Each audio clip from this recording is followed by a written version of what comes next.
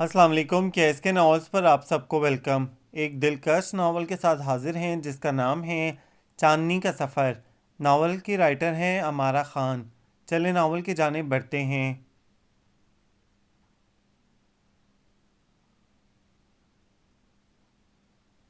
ہزار تہمتیں بخش دی مجھ کو زمانے نے، میں آدمی تھا مگر چپ رہا خدا کی طرح۔ تہمتیں تو دنیا نے بڑی بڑی بزرگ ہستیوں پر لگا دیں، پھر میں کیا شے ہوں؟ لوگوں نے پیغمبروں کو نہیں چھوڑا، حضرت یوسف علیہ السلام، بی بی مریم اور حضرت عائشہ رضی اللہ تعالیٰ عنہ۔ اے میرے معبود، میں تیری گنہگار بندی ان بزرگ ہستیوں سے اپنا مقابلہ نہیں کر رہی، لیکن ایک قادر مطلق تو یہ تو جانتا ہے کہ میں بے گناہ اور معصوم ہوں۔ مجھ پر جو تہمت لگائی گئی ہے اس میں ذرا برابر بھی سچائی نہیں ہے۔ اے میرے خدا، تو دلوں کا حال جانتا ہے، تو دلوں کی سچائی جانتا ہے، تو ہی میری برات نازل فرما۔ جب یوسف علیہ السلام پر تہمت لگائی گئی تو تو نے ایک چھوٹے بچے کو گواہی دے کر اس کی شہادت سے ان کی برات نازل فرمائی۔ حضرت مریم علیہ السلام پر تہمت لگائی گئی تو ان کے فرزند حضرت عیسیٰ علیہ السلام کی شہادت سے ان کو بری کیا، اور حضرت عائشہ رضی اللہ تعالیٰ عنہ پر تہمت لگائی گئی تو قرآن کریم کی 10 آیتیں نازل کر کے ان کی برات کا اعلان کیا گیا۔ اے اللہ، میری حقیر سی ذات اتنی عزت و فضل کے قابل نہیں ہے، لیکن پھر بھی ہوں تو میں تیری بندی۔ تو ہی میری فریاد نہیں سنے گا تو پھر کون سنے گا؟ تو کوئی ایسا سبب پیدا کر دے کہ فاران پر میری بے گناہی اور پاکیزگی ثابت ہو جائے۔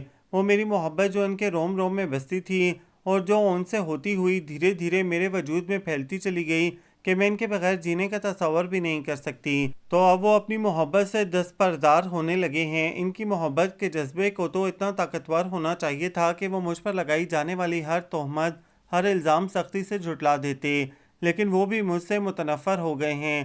یا الہی، میری صداقت تو ہی ثابت کر۔ کیا ایک یتیم اور معصوم بچے سے محبت کرنا بہت بڑا گناہ ہے؟ اگر یہ گناہ ہے تو میں نے یہ گناہ کیا ہے۔ اگر فاران مجھے چھوڑنا چاہتے ہیں تو چھوڑ دیں، لیکن میں اس معصوم بچے پر اپنی جان نچھاور کرنا نہیں چھوڑوں گی۔ وہ گھٹنوں میں سر دیے خیالوں میں کھوئی رہی۔ امی چلیے نہ نیلی بھابھی کی طرف، سچ بہت دل چاہ رہا ہے ان سے ملنے کا۔ رمشا نے حسب عادت ان کا کندھا ہلاتے ہوئے کہا، اور امی کو اس کی اس عادت سے بہت خار تھی۔ وہ کہتی تھیں کہ کندھا ہلایا مت کرو، مجھے الجھن ہوتی ہے، لیکن وہ بھی ایک ہی تھی، اپنی عادت سے ہٹ کر کبھی کوئی کام نہیں کرتی تھی۔ امی نے مٹر چھیلتے چھیلتے ہاتھ روک کر پہلے تو اسے گھورا، پھر کہا، ابھی ایک ہفتہ تو ہوا ہے تمہیں وہاں گئے ہوئے، ہر وقت کسی کے گھر جانا اچھا نہیں لگتا ہے۔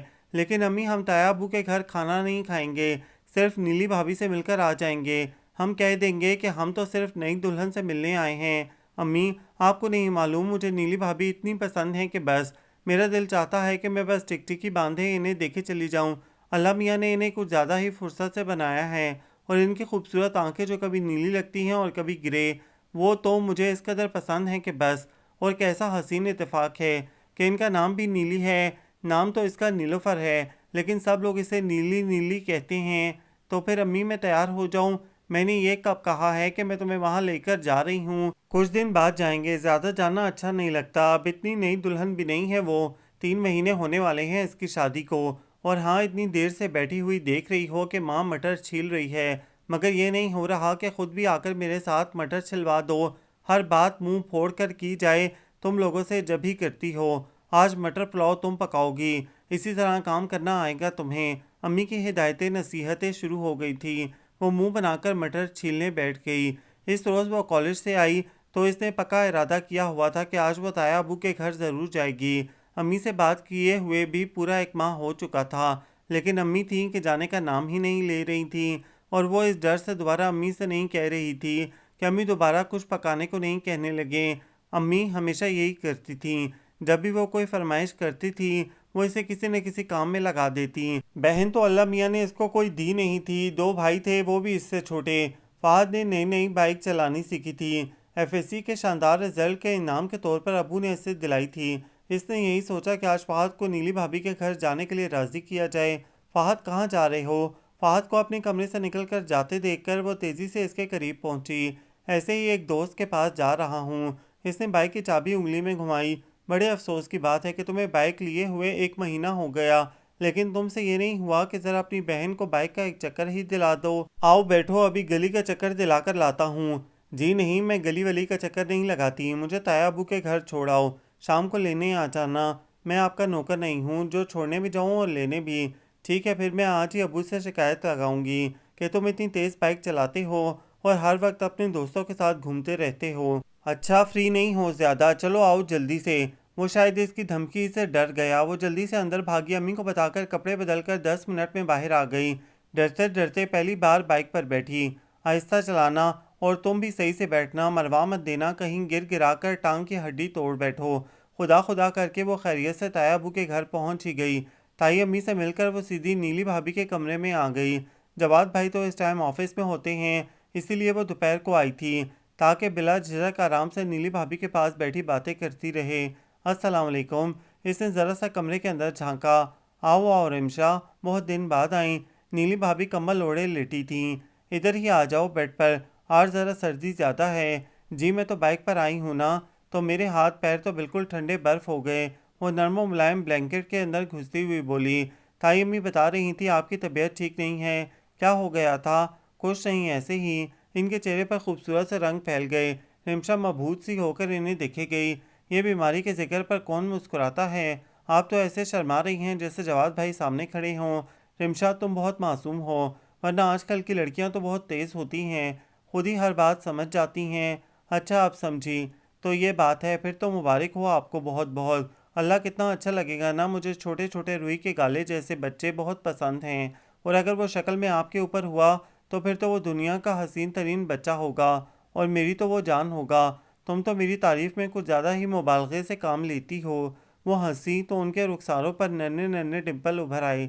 حالانکہ تم خود اتنی کیوٹ ہو، اتنی اٹریکٹیو ہو کہ اگر میرا کوئی بھائی ہوتا تو میں تمہیں اپنی بھابھی بنا لیتی، لیکن افسوس کہ ہم 6 بہنیں ہی ہیں۔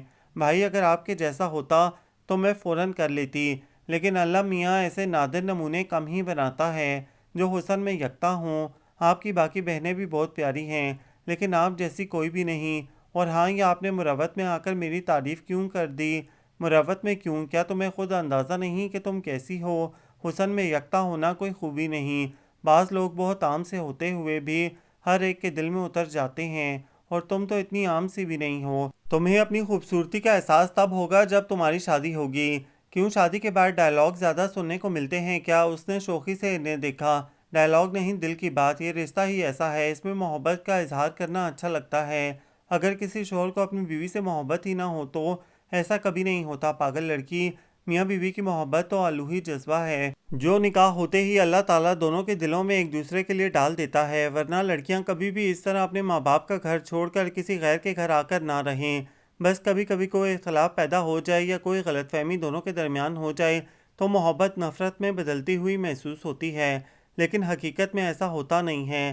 محبت کبھی نفرت میں نہیں بدلتی۔ بندہ خود کو نفرت کے شعلوں میں لپٹا ہوا محسوس کرتا ہے، لیکن اندر دل کے کسی گوشے میں تھوڑی سی محبت ضرور سلگ رہی ہوتی ہے، جو کبھی نہ کبھی پھر پھیل کر نفرت کے اس عارضی جذبے کو دبا دیتی ہے، بلکہ ختم کر دیتی ہے، اور محبت پھر سے پورے وجود میں پھیل جاتی ہے۔ وہ ٹھوڑی پر ہاتھ رکھے محبت کے بارے میں نیلی بھابھی کا فلسفہ سن رہی تھی۔ اس سمے ان کی کھوئی کھوئی نیلگوں آنکھوں سمیت ان کا حسین وجود اسے اپنے دل میں اترتا ہوا محسوس ہو رہا تھا۔ اوہ، باتوں باتوں میں ہم کہاں سے کہاں نکل گئے۔ میں نے تمہیں کھانے کو بھی نہیں پوچھا۔ نہیں، کھانا تو میں کھا کر آئی تھی۔ آپ لیٹ جائیں، بیٹھے بیٹھے طبیعت خراب نہ ہو جائے۔ نہیں، اب میں اتنی بھی بیمار نہیں ہوں۔ یہ لو ڈرائی فروٹ کھاؤ۔ انہوں نے کرسٹل کی خوبصورت سی دل کی شکل میں بنی ہوئی ٹرے اس کے آگے بڑھائی، جسے وہ گود میں لے کر بیٹھ گئی۔ مزید 1 گھنٹے تک باتیں کرنے کے بعد اس نے زبردستی نیلی بھابھی کو لٹا کر سونے کی تلقین کی۔ میں بھی سو رہی ہوں، صبح کالج کی وجہ سے جلدی اٹھنا پڑتا ہے، اب نیند آ رہی ہے۔ وہ نیلی بھابھی کے ساتھ ہی لیٹ گئی۔ ان کے ساتھ باتیں کرتی ہوئی وہ جلد ہی سو گئی۔ شام کو وہ سو کر اٹھی تو نیلی بھابھی کمرے سے غائب تھیں۔ اس نے مال کلاک کی طرف دیکھا، 6 بج رہے تھے۔ او، میں اتنی دیر تک سوتی رہی۔ وہ تیزی سے بیڈ سے اٹھی، اسی لیے میں نیلی بھابھی کمرے میں داخل ہوئیں۔ تم اٹھ گئی، میں تمہیں جگانے ہی آئی تھی۔ اب فٹافٹ منہ دھو کر آ جاؤ، ورنہ کباب اور سموسے ٹھنڈے ہو جائیں گے۔ نیلی بھابھی پلین نیلی ساڑی میں ہلکا ہلکا میک اپ کیے فریش کھڑی تھیں۔ ارے آپ تیار بھی ہو گئی، واہ بڑی کوئک سروس ہے آپ کی۔ جواد کہتے ہیں جب میں شام کو آفس سے آؤں تو مجھے سجی سمری ملا کرو۔ وہ سمجھتے ہیں میں ابھی تک نئی دلہن ہوں، حالانکہ مجھے اچھا نہیں لگتا۔ نہیں، کیوں نہیں اچھا لگتا؟ بیوی ہنستی مسکراتی فریش ملے تو شوہر کا دل بھی خوش ہوتا ہے۔ اچھا محترمہ، اب آپ جلدی سے منہ دھو کر آئیے، کیونکہ بہن بھی صاف ستھری اچھی لگتی ہے، گندے منہ والی نہیں۔ وہ گندے منہ کے الفاظ پر منہ بنا کر مسکراتی ہوئی واش روم میں گھس گئی۔ ہاتھ منہ دھو کر بالوں میں برش کر کے وہ باہر لان میں آ گئی، جہاں تائی اماں اور نیلی بھابھی چائے پر اس کی منتظر تھیں۔ ارے آپ لوگ چائے پی لیتی نا؟ وہ شرمندہ ہو گئی۔ نہیں، سب ساتھ پئیں تو اچھا لگتا ہے۔ نیلی بھابھی نے کباب کی پلیٹ اس کی طرف بڑھائی۔ جواد بھائی کو آنے دیں۔ نہیں تم لو، انہیں تو کبھی کبھی دیر بھی ہو جاتی ہے۔ اس نے کباب اٹھایا۔ شازیہ آپی کب آئیں گی؟ اس نے جواد کی بڑی بہن کے متعلق پوچھا۔ ابھی ایک ہفتہ پہلے تو رہ کر گئی ہے۔ بچوں کے اسکول کی چھٹیاں ہو جاتی ہیں، اس لیے کم ہی آتی ہے، تائی اماں نے جواب دیا۔ وہ لوگ وہیں بیٹھی باتیں کرتی رہیں۔ نیلی بھابھی کی نگاہیں بار بار بے قرار ہو کر گیٹ کی طرف اٹھ رہی تھیں۔ آنے والا تو اپنے وقت پر ہی آئے گا، آپ چاہیں 10 دفعہ بھی گیٹ کی طرف دیکھ لیں۔ اس نے شرارت سے مسکرا کر انہیں دیکھا تو وہ جھیم گئیں۔ تائی اماں کی موجودگی کے خیال سے بس اسے مسکرا کر گھور کر رہ گئیں۔ اسی لمحے گیٹ پر جواد بھائی کی گاڑی کے ہارن کی آواز آئی۔ چوکیدار نے گیٹ کھولا۔ جواد بھائی گاڑی سے اتر کر وہیں چلے آئے۔ نیلی بھابھی نے لاکھ چاہا کہ جواد کی طرف نہ دیکھیں کہ رمشا ان کا مذاق اڑائے گی، لیکن ہزار ضبط کے باوجود ان کی خوبصورت نیلگوں آنکھیں جواد کی طرف اٹھی گئیں اور انہیں دیکھ کر ایک خوبصورت مسکراہٹ لبوں پر آ گئی۔ رمشا کی نگاہیں انہی پر ٹکی ہوئی تھیں۔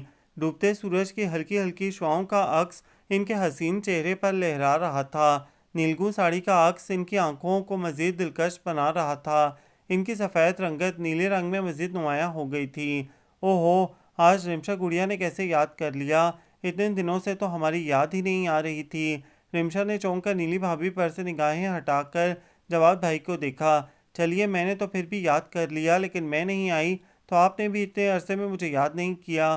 کبھی ہمارے گھر کا چکر بھی لگا لیا کریں۔ اس نے گلہ کیا۔ مجھے تو سچ مچ تم بہت یاد آتی ہو۔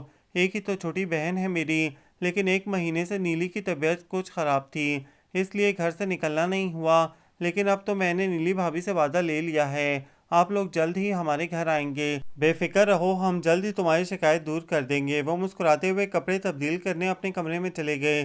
میں ابھی آئی، ان کے کپڑے وغیرہ۔ جائیے جائیے، ہم روک تھوڑی رہے ہیں آپ کو۔ وہ شرارت سے مسکرائی تو نیلی بھابھی اس کے سر پر چپت لگاتے ہوئے چلی گئیں۔ جواد بھائی اور نیلی بھابھی اکثر اسے لینے آ جاتے تھے اور پھر سی ویو چلے جاتے، یا کبھی یوں ہی آؤٹنگ کرتے، اور پھر جب بھوک لگنے لگتی تو نیلی بھابھی فرمائش کرتی، آج تو آواری میں ڈنر کریں گے، یا پھر آج تو رمشا کو شیرٹن میں ڈنر کروا دیں۔ پھر پتہ نہیں اس کی شادی کسی کنگلے سے ہو جائے تو شیرٹن آ سکے یا نہیں، وہ شرارت سے کہتیں، اور جواد بھائی کہتے، تم میری بہن کو بددعا دے رہی ہو، نند ہے نا آخر تمہاری، تم تو جلس ہوگی اس سے۔ اس کی شادی تو دیکھنا کیسے شاندار شخص سے ہوگی۔ غریب تو تمہارا شوہر ہے جو کنارہ میں ڈنر کرا سکتا ہے، یا قبلائی اور کبابش میں۔ جی نہیں، جی نہیں، پچھلی مرتبہ بھی کنارہ میں ڈنر کروا کر آپ نے اگلی مرتبہ شیرٹن کا وعدہ کیا تھا۔ ان دونوں نے ایک ساتھ احتجاج کیا تو جواد نے مسکراتے ہوئے گاڑی کو شیرٹن کی طرف کر دیا۔ تم دونوں میرے خلاف سازش کر رہی ہو، دونوں مل کر مجھے کنگال کر کے چھوڑیں گی۔ ایک دن شیرٹن میں ڈنر کروانے سے کوئی کنگال نہیں ہو جاتا، کیوں رمشا؟ نیلی نے اس کی تائید چاہی۔ جی بالکل نیلی بھابھی، بالکل ٹھیک کہہ رہی ہیں، تم تو ہو ہی نیلی کی چمچی، ہر بات میں نیلی کی ہاں میں ہاں ملاتی ہو۔ جی نہیں، میں چمچی نہیں ہوں، بس اپنی بھابھی سے محبت بہت کرتی ہوں۔ اس نے محبت سے نیلی کو دیکھا تو نیلی نے گردن موڑ کر پچھلی سیٹ پر بیٹھی رمشا کی محبت چھلکاتی آنکھوں میں جھانکا۔ ہم سے اتنی محبت نہیں کیا کرو جان، کبھی ہم نہ ہوں گے تو تمہاری آنکھیں ہمیں ڈھونڈتی ہی رہ جائیں گی۔ نیلی کیا الٹی سیدھی بکواس کر رہی ہو؟ جواد بے اختیار تڑپ کر بولے، ارے آپ کیا سمجھ رہے ہیں کہ میں سچ مچ مر رہی ہوں؟ بس میں نے یوں ہی ایک جملہ بولا تھا، ویسے انسان کی زندگی کا کوئی بھروسہ بھی نہیں ہے۔ پھر وہی بات میں منع کر رہا ہوں نا تم کو کہ اس قسم کی بات میں بالکل سننا نہیں چاہتا، جواد نے سخت غصے میں کہا۔ ان کا موڈ بگڑ گیا تھا، اس لیے شیرٹن جانے کے بجائے انہوں نے گاڑی گھر کی طرف موڑ لی۔ اس روز جواد کا موڈ کافی خراب ہو گیا تھا۔ رمشا بہت دن تک اندر ہی اندر شرمندہ ہوتی رہی۔ اسے ایسا محسوس ہو رہا تھا جیسے اس کی وجہ سے ساری بات بگڑی تھی، کیونکہ اسی کی بات کے جواب میں نیلی بھابھی نے وہ بات کہی تھی۔ تقریباً 2 ماہ ہو گئے تھے اسے ان کے گھر گئے ہوئے، نہ ہی اس عرصے میں جواد بھائی آئے۔ امی نے ایک آدھ مرتبہ سرسری انداز میں پوچھا بھی کہ جواد اور نیلی نہیں آئے بہت دن سے، اور وہ اپنے اندر چور سی ہو گئی۔ اسے یقین تھا کہ جواد بھائی اس سے ناراض ہو گئے ہیں۔ بہت دن سے وہ سوچ رہی تھی کہ وہ لوگ نہیں آ رہے تو وہ خود ہی فون کر کے نیلی بھابھی کی خیریت معلوم کر لے اور جواد بھائی کے موڈ کے بارے میں بھی ان سے پوچھ لے، لیکن ہمت نہیں ہو رہی تھی۔ اس روز شام کو وہ لوگ خود ہی چلے آئے۔ نیلی بھابھی تھکی تھکی اور کچھ نڈھال سی ایک صوفے پر بیٹھ گئیں۔ سرخ رنگ کے ڈھیلے ڈھالے سے لباس میں وہ کافی مختلف لگ رہی تھیں۔ سائڈ سے نکلی ہوئی چند لٹیں ان کے حسن میں اضافہ کر رہی تھیں۔ وہ اپنے اس نئے روپ میں اور زیادہ غضب کی لگ رہی تھیں۔ السلام علیکم جواد بھائی، السلام علیکم نیلی بھابھی، کیسی ہیں آپ؟ اتنے دنوں بعد آئے ہیں آپ لوگ، ناراض تھے نا مجھ سے؟ ارے نہیں گڑیا، یہ کس نے کہہ دیا تم سے؟ جواد بھائی بے اختیار بولے۔ وہ تو نیلی کی طبیعت کچھ صحیح نہیں تھی، اس لیے کہیں نکلنا ہی نہیں ہوا۔ ابھی بھی ڈاکٹر مائرہ کے کلینک سے آ رہے ہیں۔ السلام علیکم چچی۔ رمشا کی امی کے ڈرائنگ روم میں داخل ہونے پر جواد نے ان کو سلام کر ڈالا۔ وعلیکم سلام، بہت دن بعد آئے تم لوگ۔ اور نیلی تم کیسی ہو؟ طبیعت تو ٹھیک ہے تمہاری؟ جی ٹھیک ہوں۔ بھابھی کو بھی لے آتے جواد۔ جی امی کو بھی لاؤں گا کسی دن، ابھی تو ہم ڈاکٹر۔ جواد نئے سرے سے اپنے آنے کی داستان سنانے لگے تو رمشا نیلی کے پاس آ کر بیٹھ گئی۔ بھابھی میں نے 2 مہینے بعد آپ کو دیکھا ہے، کافی چینج لگ رہی ہیں، لیکن اس حالت میں آپ پر اور بھی زیادہ روپ آیا ہے۔ یہ بتائیے ہمارا بھتیجا کب آ رہا ہے؟ تمہیں بھتیجا چاہیے؟ اگر بھتیجا نہیں ہوا بلکہ ایک ننھی سی گڑیا آئی تو؟ کوئی بھی ہو، ہمیں تو دونوں جان سے زیادہ عزیز ہوں گے۔ مجھے پتا ہے تم اسے بہت چاہو گی۔ رمشا مجھ سے وعدہ کرو تم اسے اپنی جان سے زیادہ عزیز رکھو گی، اسے کبھی خود سے دور نہیں کرو گی۔ نیلی بھابھی آپ کیسی باتیں کر رہی ہیں؟ خدا آپ کو صحت و زندگی دے۔ وہ میرے پاس کیوں رہے گا؟ وہ تو آپ کے پاس رہے گا۔ وہ خوفزدہ ہو گئی۔ نیلی بھابھی پھر اسی قسم کی باتیں کر رہی تھیں۔ آپ شاید آنے والے وقت سے خوفزدہ ہیں، حالانکہ کسی ڈر و خوف کی بات ہی نہیں ہے۔ دن و رات ہزاروں بچے پیدا ہو رہے ہیں اور ان کی مائیں بھی ماشاءاللہ تندرست ہوتی ہیں۔ کیا ڈاکٹر نے کوئی ایسی ویسی بات کہی ہے؟ اس نے ڈرتے ہوئے پوچھا۔ نہیں، ڈاکٹر تو کہہ رہی ہیں سب کچھ بالکل نارمل ہے۔ وہ تو ایسے ہی میرے منہ سے ایک بات نکل گئی تھی، ورنہ میں خود ماشاءاللہ بالکل ٹھیک ہوں۔ وہ کھل کر مسکرائیں تو اس کا خوف کچھ کم ہوا۔ پھر بہت دیر تک وہ لوگ ادھر ادھر کی باتیں کرتے رہے۔ امی نے زبردستی ان کو رات کے کھانے پر روک لیا تھا۔ کھانا کھانے کے بعد جلد ہی وہ لوگ چلے گئے، لیکن اس کے ذہن میں نیلی بھابھی کی وہ بات رات گئے تک کھٹکتی رہی۔ پتہ نہیں ان کے منہ سے ایسی بات نکلی کیوں۔ دن و رات اپنے اسی معمول کی طرح گزر رہے تھے۔ کالج میں یہ اس کا آخری سال تھا، بلکہ اب تو اس کے ایگزام ہو رہے تھے، اس لیے وہ بری طرح ان میں مصروف ہو گئی تھی۔ ہاں، اکثر و بیشتر فون کر کے نیلی بھابھی کی خیریت معلوم کرنا نہیں بھولتی۔ جس روز وہ آخری پیپر دے کر آئی، اس کے امتحانوں کی تھکن اتری بھی نہیں تھی کہ شام کو تائی اماں کا فون امی کے لیے آ گیا کہ نیلی ہاسپٹل میں ہے، اس کی طبیعت کچھ ٹھیک نہیں ہے۔ میرے تو گھبراہٹ اور فکر سے ہاتھ پاؤں پھولے جا رہے ہیں۔ تم بھی ہاسپٹل آ جاؤ۔ امی فوراً ہاسپٹل جانے کے لیے تیار ہو گئیں۔ امی میں بھی چلوں؟ اس نے بڑے اشتیاق سے پوچھا۔ ہر جگہ میرے ساتھ مت لگا کرو، تمہارا وہاں کیا کام؟ امی نے اسے بری طرح ڈانٹ دیا تو وہ منہ بنا کر ٹی وی لاؤنج میں چلی آئی اور ٹی وی کھول کر اس کے آگے بیٹھ گئی۔ امی جا چکی تھیں، اس کی نگاہیں ٹی وی پر تھیں، لیکن دماغ نیلی بھابھی کی طرف ہی لگا ہوا تھا۔ ایک مرتبہ انہوں نے کہا تھا جب میں ہاسپٹل جاؤں تو تم دعا کرنا، تمہاری دعائیں اللہ میاں ضرور قبول کرے گا۔ اس نے ٹی وی بند کیا اور وضو کر کے جائے نماز پر بیٹھ گئی۔ ویسے بھی مغرب کا ٹائم ہو رہا تھا۔ مغرب کی نماز پڑھ کر بھی وہ دیر تک جائے نماز پر بیٹھی رہی اور ان کے لیے دعائیں مانگتی رہی۔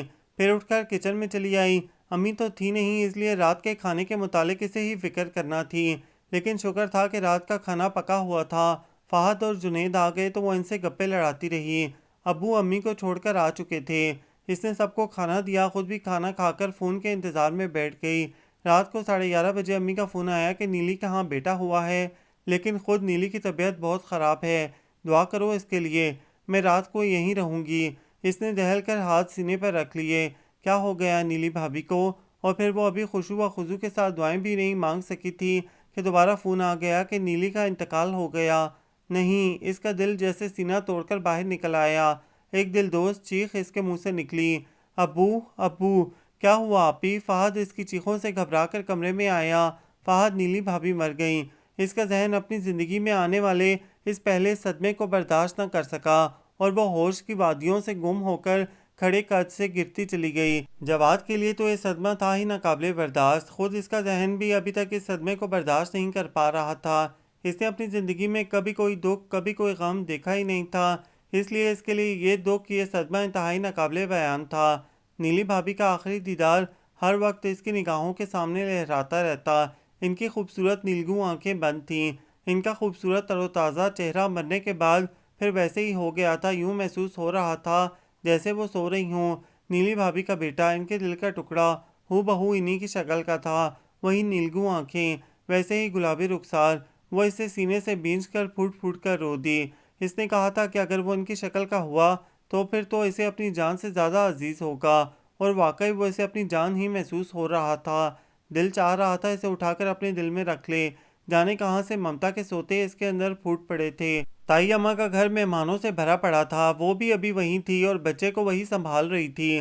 بچے کی خالائیں یعنی نیلی بھابھی کی بہنیں اپنے بھانجے کو چمٹا چمٹا کر خوب روئیں اور اسے اپنے ساتھ لے جانے کی ضد کرتیں، لیکن جواد اپنی نیلی کی نشانی کو خود سے ایک لمحے کے لیے بھی دور نہیں کرنا چاہتے تھے۔ جواد کا تو حال ہی برا تھا، ان کی تو دنیا لٹ گئی تھی۔ نیلی ان کی شریک حیات ہی نہیں، ان کی محبت، ان کی زندگی بھی تھی۔ نہ جانے کیسے اسے یہ احساس ہو گیا تھا کہ وہ بہت جلد ان سے دور چلی جائے گی، یا پھر اس کے منہ سے انجانے میں اس قسم کے جملے نکل جاتے تھے، خاص طور پر اس کا وہ جملہ تو ہر وقت ان کے کانوں میں گونجتا رہتا جو اس نے رمشا سے کہا تھا کہ ہم سے اتنی محبت نہیں کیا کرو جان، کبھی ہم نہ ہوں گے تو تمہاری آنکھیں ہمیں ڈھونڈتی ہی رہ جائیں گی۔ اور اب واقعی ان کی آنکھیں ہر طرف اس کو ڈھونڈتی تھیں۔ اپنے بیڈ روم میں آتے تو انہیں یوں محسوس ہوتا کہ جیسے ابھی وہ ڈریسنگ ٹیبل کے پاس یا وارڈروب میں سے ان کے کپڑے نکالتی ہوئی یا بیڈ پر بیٹھی ہوئی نظر آئے گی، لیکن جب وہ انہیں کہیں بھی نظر نہیں آتی تو وہ وحشت زدہ سے ہو کر کمرے سے باہر نکل جاتے۔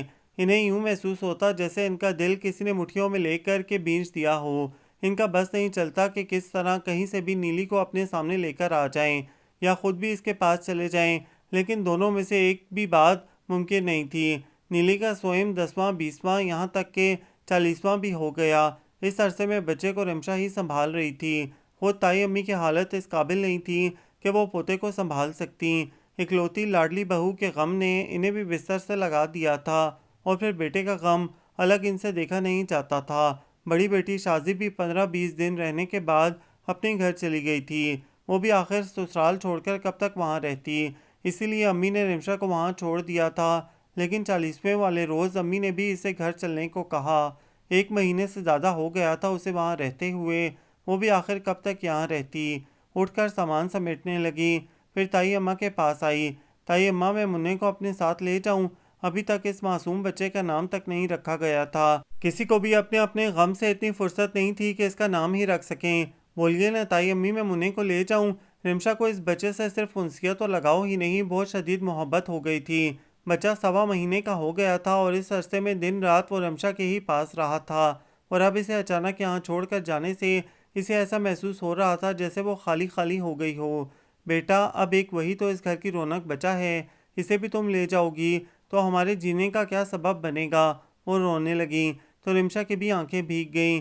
تائی امی، آپ روئیں نہیں، منع کو اپنے پاس ہی رکھیں، میں ہر ہفتے چکر لگا لیا کروں گی۔ ہاں ہاں بھابھی، ہم سب آپ کے ساتھ ہیں، آپ کو جب بھی تنہائی محسوس ہو فون کر کے رمشا کو بلا لیجئے گا۔ امی نے بھی اپنی جیٹھانی کا ہاتھ تھام کر انہیں دلاسا دیا۔ رمشا نے جانے سے پہلے گلابی کمبل میں لپٹے بچے کو گود میں لے کر خوب بھینچا، خوب پیار کیا۔ اس عرصے میں وہ مزید پیارا ہو گیا تھا، اور پھر تائی امی کی گود میں دے کر اپنے آنسو ضبط کرتی ہوئی تیزی سے باہر نکل آئی۔ اتنے دنوں بعد گھر آئی تھی، لیکن اس کے باوجود اسے گھر آ کر سکون نہیں ملا۔ ہر لمحے، ہر پل اس کا دھیان اس گلابی رخسار والے بچے میں اٹکا رہتا۔ جب اسے قرار نہیں آیا تو اس نے دوسرے ہی دن فون کر کے خیریت معلوم کی۔ فون تائی اماں نے ہی اٹھایا۔ انہوں نے بتایا کہ اس نے رات بھر ستایا ہے، پوری رات روتا رہا، بلکہ اب بھی رو رہا ہے، پتہ نہیں اسے کیا تکلیف ہے۔ سارے ٹوٹکے آزما کر دیکھ لیے، منا شاید ان کی گود میں تھا، جب بھی اس کے رونے کی آواز زیر پیش سے اس کے کانوں میں آ رہی تھی۔ میرا خیال ہے اسے میری گود کی عادت ہو گئی ہے، آہستہ آہستہ سیٹ ہو جائے گا۔ ارے نہیں، اتنے سے بچے کو گود کا کیا پتا، اسے تو یہ بھی نہیں پتا کہ اس کی ماں مر گئی ہے۔ نہیں نہیں، ایسے مت کہیں، میں ہوں اس کی ماں، میں، اس کے منہ سے بے ساختہ نکلا، اور پھر شرمندگی سے اس نے فوراً فون بند کر دیا۔ تائی امی کیا کہیں گی کہ میں کتنی بے حیا ہوں؟ ایک غیر شادی شدہ لڑکی کا اپنے آپ کو کسی بچے کی ماں کہنا کچھ معیوب سا لگا، چاہے وہ یوں ہی محبت میں کہہ رہی ہو۔ اس نے پھر زبردستی اپنے آپ پر قابو پا کر دوبارہ فون نہ کرنے کا عہد کر لیا۔ 4-5 روز گزر گئے تھے، نہ اس نے فون کیا تھا، نہ وہاں سے کوئی فون آیا تھا۔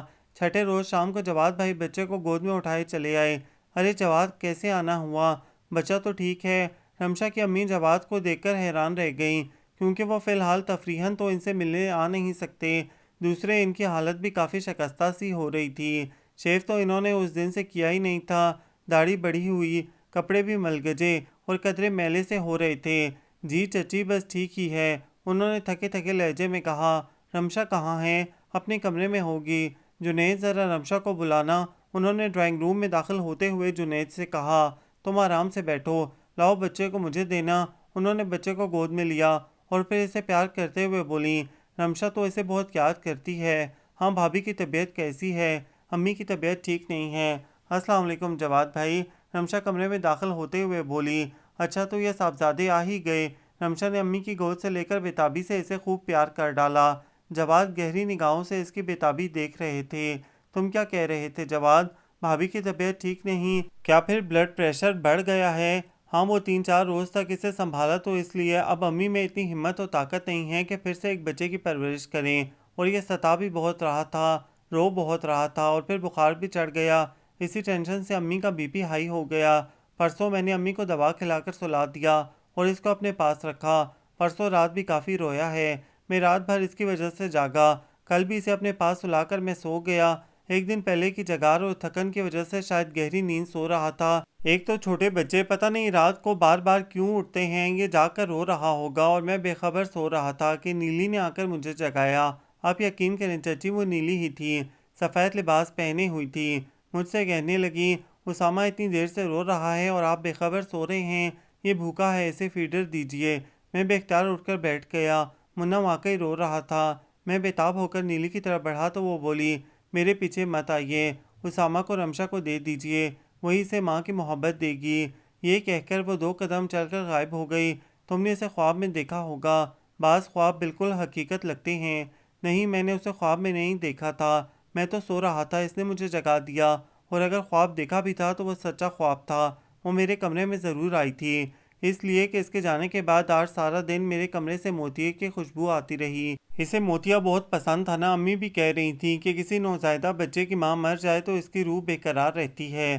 ہم نے تو ابھی تک اس کا نام بھی نہیں رکھا تھا، وہی اسے اسامہ نام دے کر گئی ہے۔ اب مجھے یاد آ رہا ہے کہ وہ کہتی تھی کہ ہم اپنے بیٹے کا نام اسامہ رکھیں گے۔ اس کے انتقال کے بعد تو میں سب کچھ بھول گیا تھا۔ رمشا اب میں اپنے بیٹے کو تمہیں دینے آیا ہوں، اس کی اچھی طرح پرورش تم ہی کر سکتی ہو۔ نیلی نے اپنی بہنوں سے زیادہ تم پر اعتبار کیا تو اس نے یقیناً تم میں کوئی ایسی بات دیکھی ہوگی۔ میں ہر 2-3 روز بعد اس کا پتہ کرنے آیا کروں گا، حالانکہ اس کے یہاں آنے سے ہمارے گھر کی ویرانیوں میں اور اضافہ ہو جائے گا، لیکن اتنے چھوٹے بچے کی پرورش کوئی عورت ہی صحیح طریقے سے کر سکتی ہے۔ تھوڑا سمجھدار ہو جائے تو میں اسے واپس لے جاؤں گا، جب تک تمہاری شادی کا بھی کچھ سلسلہ شروع ہونے لگے گا۔ چچی آپ فکر مت کیجیے گا، میں اسے ہمیشہ کے لیے رمشا کی ذمہ داری نہیں بنا رہا ہوں، بس 1.5 سال کا ہو جائے، اس کے بعد میں اسے خود سنبھال لوں گا۔ ارے نہیں نہیں، کیسی باتیں کر رہے ہو، مجھے تو خود فکر ہو رہی تھی کہ پتہ نہیں بھابھی بچے کو کیسے سنبھال رہی ہوں گی۔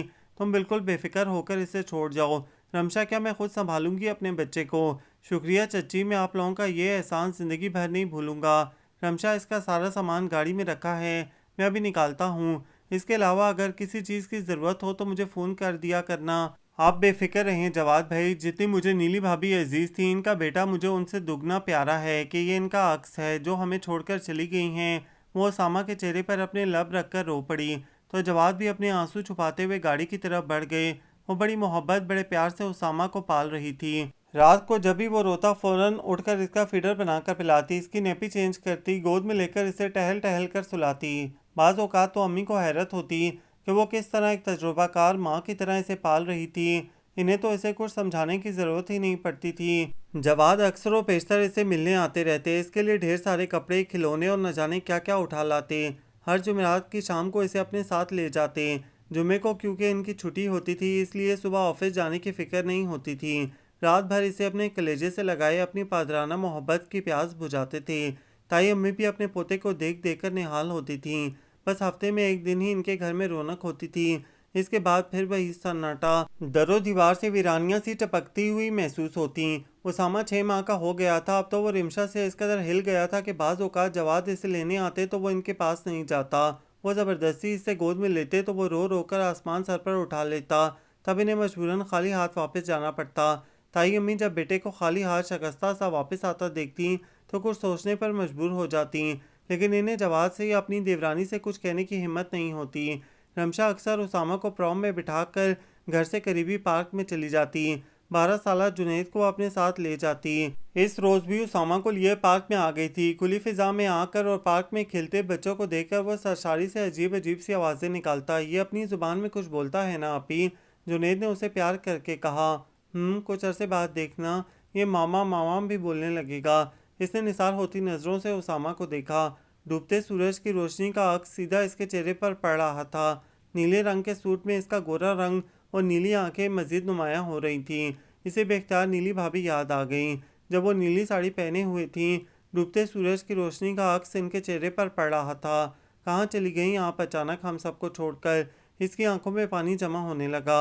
اس نے چپکے سے انگلی سے اپنی آنکھوں کے کنارے صاف کیے۔ جنید چلو گھر چلو۔ اس کا اچانک وہاں دل گھبرانے لگا تو اس نے پارک میں کھیلتے ہوئے جنید کو آواز دے ڈالی۔ کیوں آپی آج اتنی جلدی جا رہی ہیں؟ بس میرا دل نہیں لگ رہا آج۔ اچھا چلیں۔ وہ اسامہ کی پرام چلانے لگا۔ ابھی پارک کے گیٹ سے نکلے ہی تھے کہ رمشا نے اسامہ کو پرام سے نکال کر اپنی گود میں لے لیا۔ پتہ نہیں کیوں بار بار اس کا دل بھرا جا رہا تھا۔ شاید آج نیلی بھابھی کی یاد شدت سے آ رہی تھی۔ آپی پرام میں بٹھائے نا اسے۔ نہیں تم یہ خالی چلاؤ، میرا اسے گود میں لینے کو دل چاہ رہا ہے۔ جنید پرام چلاتے ہوئے سڑک کراس کرنا چاہ ہی رہا تھا کہ اچانک انتہائی تیز رفتاری سے آتی ہوئی ایک گاڑی نے زبردست بریک لگائی۔ اس کے باوجود پرام سے ٹکرا گئی۔ جنید کیونکہ پیچھے تھا اس لیے بچ گیا، لیکن پرام اچھل کر دور جا گری۔ رمشا کی تو سانسیں رکی کی رکی رہ گئیں۔ ابھی چند سیکنڈ قبل وہ اسامہ کو پرام سے نہیں اٹھاتی تو اس کا دل اتنی تیزی سے دھڑک رہا تھا جیسے ابھی سینہ توڑ کر باہر آ جائے گا۔ اس نے تڑپ کر اسامہ کو اپنے سینے سے بھینچ لیا۔ جنید بھی بچہ ہی تھا، ایک دم ڈر گیا اور آپی کہہ کر اس سے لپٹ گیا۔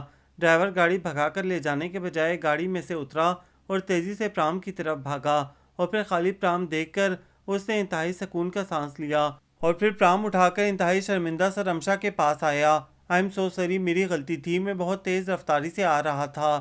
میں نے فوراً بریک لگا لیے لیکن پھر بھی گاڑی پرام سے ٹکرا گئی۔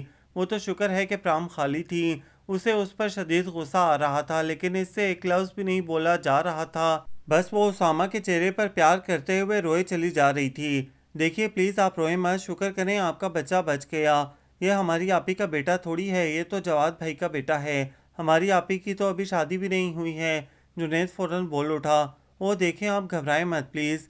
کسی اور کی ذمہ داری لیتے ہوئے انسان ویسے ہی بہت ڈرتا ہے، اور پھر اس قسم کی کوئی بات ہو جائے تو اگر آپ مائنڈ نہ کریں تو میں آپ لوگوں کو ڈراپ کر دیتا ہوں۔ شکریہ، ہم خود ہی چلے جائیں گے۔ اس نے پہلی بار نگاہیں اٹھائیں۔ بھیگی بھیگی آنکھوں میں غصہ نمایاں تھا۔ آپ کا غصہ کرنا بجا ہے، لیکن پلیز ہو سکے تو مجھے معاف کر دیجئے گا، ورنہ یہ کسک ہمیشہ میرے دل میں رہے گی۔ وہ اس کی آنکھوں میں جھانکتے ہوئے بولا اور پھر اپنی گاڑی کی طرف چلا گیا۔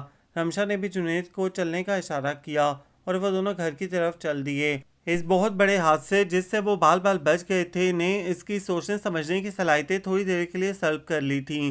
جبھی اسے یاد ہی نہیں رہا کہ جنید کو منع کر دیتی کہ گھر میں کسی کو بھی اس حادثے کے بارے میں نہیں بتانا، اور جنید صاحب نے تو گھر میں گھستے ہی ایک ایک فرد کو اس واقعے کی تفصیل بتا دی۔ امی تو دہل کر رہ گئیں۔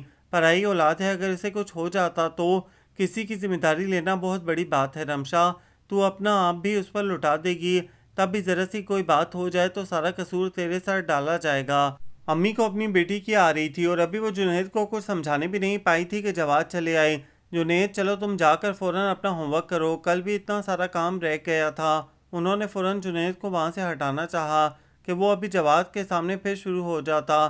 اچھا امی ابھی جاتا ہوں، وہ اٹھتے ہوئے بولا، اور پھر جواد کے پاس آتے ہوئے بولا، پتہ ہے کیا جواد بھائی آج کیا ہوا؟ آج اسامہ گاڑی کے نیچے آتے آتے بچ گیا۔ اس نے اخبار والوں کی طرح چٹپٹی ہیڈ لائن لگائی۔ امی اور رمشا دونوں نے بیک وقت اسے گھورا۔ ادھر جواد تڑپ کر کھڑے ہو گئے۔ کیا کہہ رہے ہو؟ کیا ہوا میرے اسامہ کو؟ انہوں نے بے قراری سے اسے رمشا کی گود سے تقریباً چھین لیا اور اسے کس کے اپنے سینے میں بھینچ لیا، گویا اسے ساری دنیا سے چھپا رہے ہوں۔ ابھی انہوں نے رمشا کے روئے روئے چہرے پر غور کیا۔ کیا ہوا رمشا؟ بتاؤ مجھے، تم روئی ہو نا؟ ضرور کچھ ہوا ہے۔ اگر میرے بیٹے کو کچھ ہو جاتا تو یہ تو میری جان ہے، میری نیلی کی نشانی۔ انہوں نے بچے کے چہرے پر بوسوں کی بوچھاڑ کر دی۔ واقعی ماں باپ ہی ہوتے ہیں، کوئی دوسرا کبھی بھی اس چاہت اور محبت سے یہ ذمہ داری نہیں اٹھا سکتا۔ کچھ نہ کچھ غفلت ضرور برت دے گا، ان کے منہ سے نکلا۔ رمشا کا چہرہ ایک دم سفید پڑ گیا۔ امی نے بے اختیار اسے دیکھا۔ انہیں پتا تھا ایک نہ ایک دن رمشا کو یہ الفاظ ضرور سننے کو ملیں گے، چاہے وہ اس بچے کو بالکل سگی ماں کی طرح چاہے۔ رمشا تو دکھ اور صدمے کی وجہ سے کنگ سی بیٹھی رہی۔ بالآخر وہی اپنی بیٹی کی حمایت میں بولی، میں جانتی تھی کہ رمشا چاہے اپنی زندگی بھی لٹا دے تمہارے بچے کی پرورش میں تو بھی اسے اس قسم کا تانا ضرور سننے کو ملے گا۔ بچے کے گر پڑنے کا یا چوٹ لگنے کا یا کسی بھی قسم کا ناگہانی حادثہ ماں باپ کے ساتھ بھی پیش آ سکتا ہے۔ اس میں غفلت کی بات نہیں ہوتی، مقدر کی بات ہوتی ہے۔ تم اپنے بچے کو لے جاؤ اور اسے پال کر دیکھ لو، تمہیں خود بخود اندازہ ہو جائے گا کہ کسی بچے کو پالنا آسان کام نہیں ہے۔ یہ کام یا تو ماں کر سکتی ہے یا پھر وہ عورت جو بچے کو ماں کی طرح ہی چاہے۔ میری رمشا نے دن رات اس کی پرورش میں اپنی جان ماری، اس کا صلہ تو اسے کیا ملنا تھا، الٹے اس سے گلے شکوے ہو گئے۔ اب تم بیٹا اپنی اولاد کو لے جاؤ۔ آپ تو ناراض ہو رہی ہیں چچی؟ نہیں، ناراضگی کی کوئی بات نہیں، میں سچ کہہ رہی ہوں۔ ویسے بھی ماں باپ کو اپنی اولاد کو خود سے دور نہیں رکھنا چاہیے۔ رمشا، اسامہ کا سامان لا کر دے دو۔ وہ جو بہت دیر سے ضبط کر رہی تھی، آنسو اپنی پلکوں میں چھپائے ہوئے تیزی سے کمرے سے باہر نکل گئی اور پھر جنید کے ہاتھ اسامہ کا سامان بھیج کر خود پھوٹ پھوٹ کر رو دی۔ یہ حقیقت تھی کہ اس نے اسامہ کو ایک ماں کی طرح ہی چاہا تھا، وہ اس کی جان تھا، اس کے دل کا ٹکڑا تھا۔ کبھی کبھی اس کا دل چاہتا تھا کہ وہ اسے اٹھا کر اپنے دل میں رکھ لے، اور اب وہ اس کی آنکھوں کا نور اس کی نظروں سے دور ہو گیا تھا۔ کئی دن تک تو اسے اپنا وجود خالی خالی سا محسوس ہو رہا تھا۔ کانوں میں اسامہ کے رونے کی آواز گونجتی رہتی، کبھی اس کا کلکاریاں مارتا ہوا مسکراتا ہوا چہرہ اس کی نگاہوں میں لہراتا، تب وہ امی کے سامنے بیٹھ کر رونے لگتی کہ کسی طرح اسامہ کو لا کر دیں۔ وہ اسے پیار سے سمجھا بجھا کر چپ کرا دیتی، لیکن اس کے اداس اور بے چین سے پھرتے وجود کو دیکھ کر وہ خود پریشان رہنے لگی، اور اب وہ یہ سوچنے پر مجبور ہو گئی کہ رمشا کی جلد سے جلد شادی کر دی جائے۔ شادی کے بعد شوہر اور بچوں میں مصروف ہو کر وہ اسامہ کو بھول جائے گی۔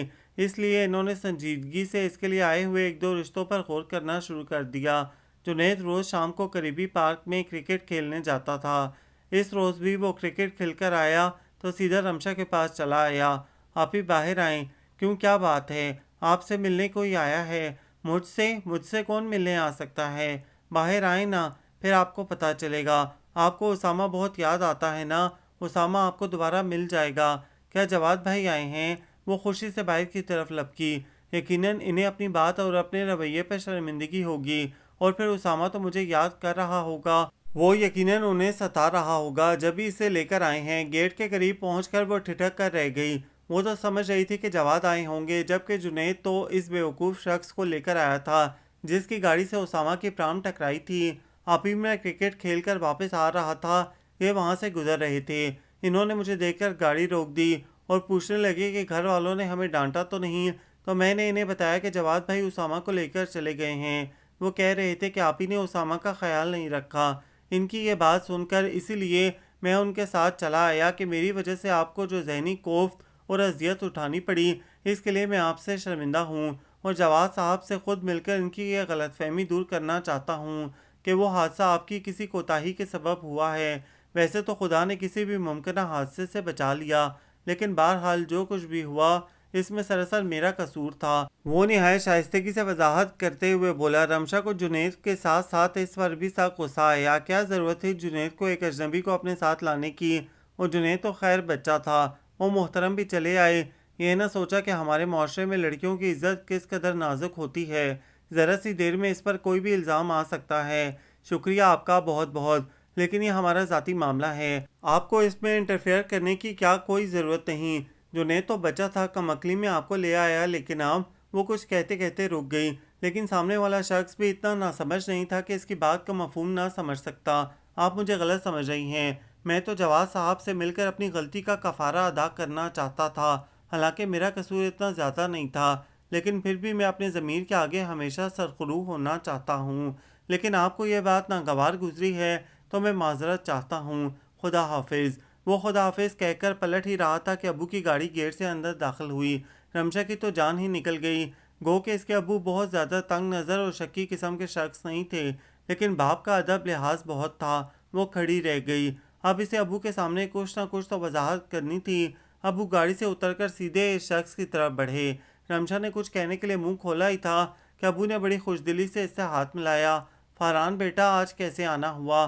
تمہارے باپ نے تمہیں بھیج دیا، خود نہیں آیا؟ میں نے اس سے کہا تھا اتنا مشکل پتہ نہیں ہے ہمارے گھر کا کہ پہنچ ہی نہ سکو۔ ویسے گھر ڈھونڈنے میں مشکل تو نہیں ہوئی، आसानी से मिल गया। जी अंकल, बिल्कुल मुश्किल नहीं हुई। पापा ने एड्रेस अच्छी तरह समझा दिया था। फरहान ने रमशा को देखते हुए बात संभाली। रमशा सेकंड के 1000वें हिस्से में समझ गई कि उसने इत्तेफाक से ये शख्स अबू के किसी दोस्त का बेटा है। अल्लाह ने बर वक्त इसकी मदद कर दी थी। इससे पहले कि जुनैद हकीकत उगल देता, वो तेज़ी से इसका हाथ पकड़कर तकरीबन घसीटती हुई अंदर ले आई। वो चीखता रह गया, आप ही मैं बाहर जाऊंगा, लेकिन इसने एक ना सुनी और इस वक्त तक इसे अपने पास बिठाए रखा जब तक कि इसे यकीन न हो गया कि वो शख्स अब चला गया होगा। दिन मजीद कुछ और आगे सरक गए। इस अरसे में गैर मुतवक्का बात ये हुई कि ताई अम्मा उसामा को लेकर घर आईं। उन्होंने जवाद के रवैये की माफ़ी मांगी और उसामा को रमशा की गोद में डालते हुए बोली, इसकी माँ तो ये है। बेटा, तुम तो ख्वाह मखा नाराज़ हो गई, खुद मिलने आ जाती उसामा से। देखो तो तुम्हारी हुड़क में रो रो कर किस कदर कमज़ोर हो गया है।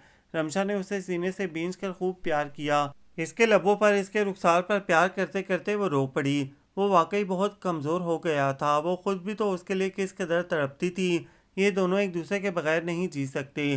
ताई अम्मी ने इसकी मोहब्बत के इजहार को देखते हुए कहा, इसीलिए मैं चाहती हूँ कि ये दोनों हमेशा एक साथ रहें। और अब तो शुक्र है जवाद भी राज़ी हो गया है। नहीं ताई अम्मी, अब दोबारा वही बात नहीं दोहराई जाएगी। खुदा न ख्वास्ता उसामा को फिर कभी चोट वगैरह लग गई तो जवाद भाई कहेंगे कि मैंने जानबूझकर गफलत बरती है। अब नहीं कहेगा वो। मैं ऐसा पक्का इंतज़ाम करूँगी। अब मैं आज आई ही इसी मकसद से हूँ। रमशा तो इनकी बात नहीं समझ सकी, लेकिन अम्मी के कान खड़े हो गए।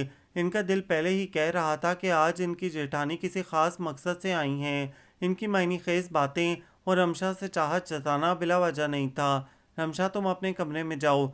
इन्होंने रमशा को वहाँ से हटाना मुनासिब समझा और फिर वही हुआ जो वो समझ रही थी। यानी भाभी रमशा के लिए जवाद का रिश्ता लेकर आई थी। इनके कहने के मुताबिक वो तो नीली के इंतकाल के बाद से ही जवाद से कह रही थी कि रमशा से शादी कर ले, लेकिन वो नीली की मोहब्बत में किसी से भी शादी करने पर राज़ी नहीं था। और वो तो अब भी राज़ी नहीं होता, लेकिन वो चाहता है कि उसामा को अपने पास अपनी आंखों के सामने रखें।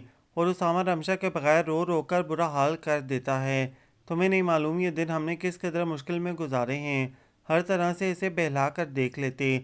कुछ देर चुप होता, लेकिन ज़्यादातर रोता ही रहता। मैं तो जवाद से दिन रात इसी बात के लिए इसरार करती रही। फिलआखिर वो भी राज़ी हो गया। उसामा की खातिर ना। अम्मी ने हल्का सा तंज किया। हाँ, उसामा की खातिर।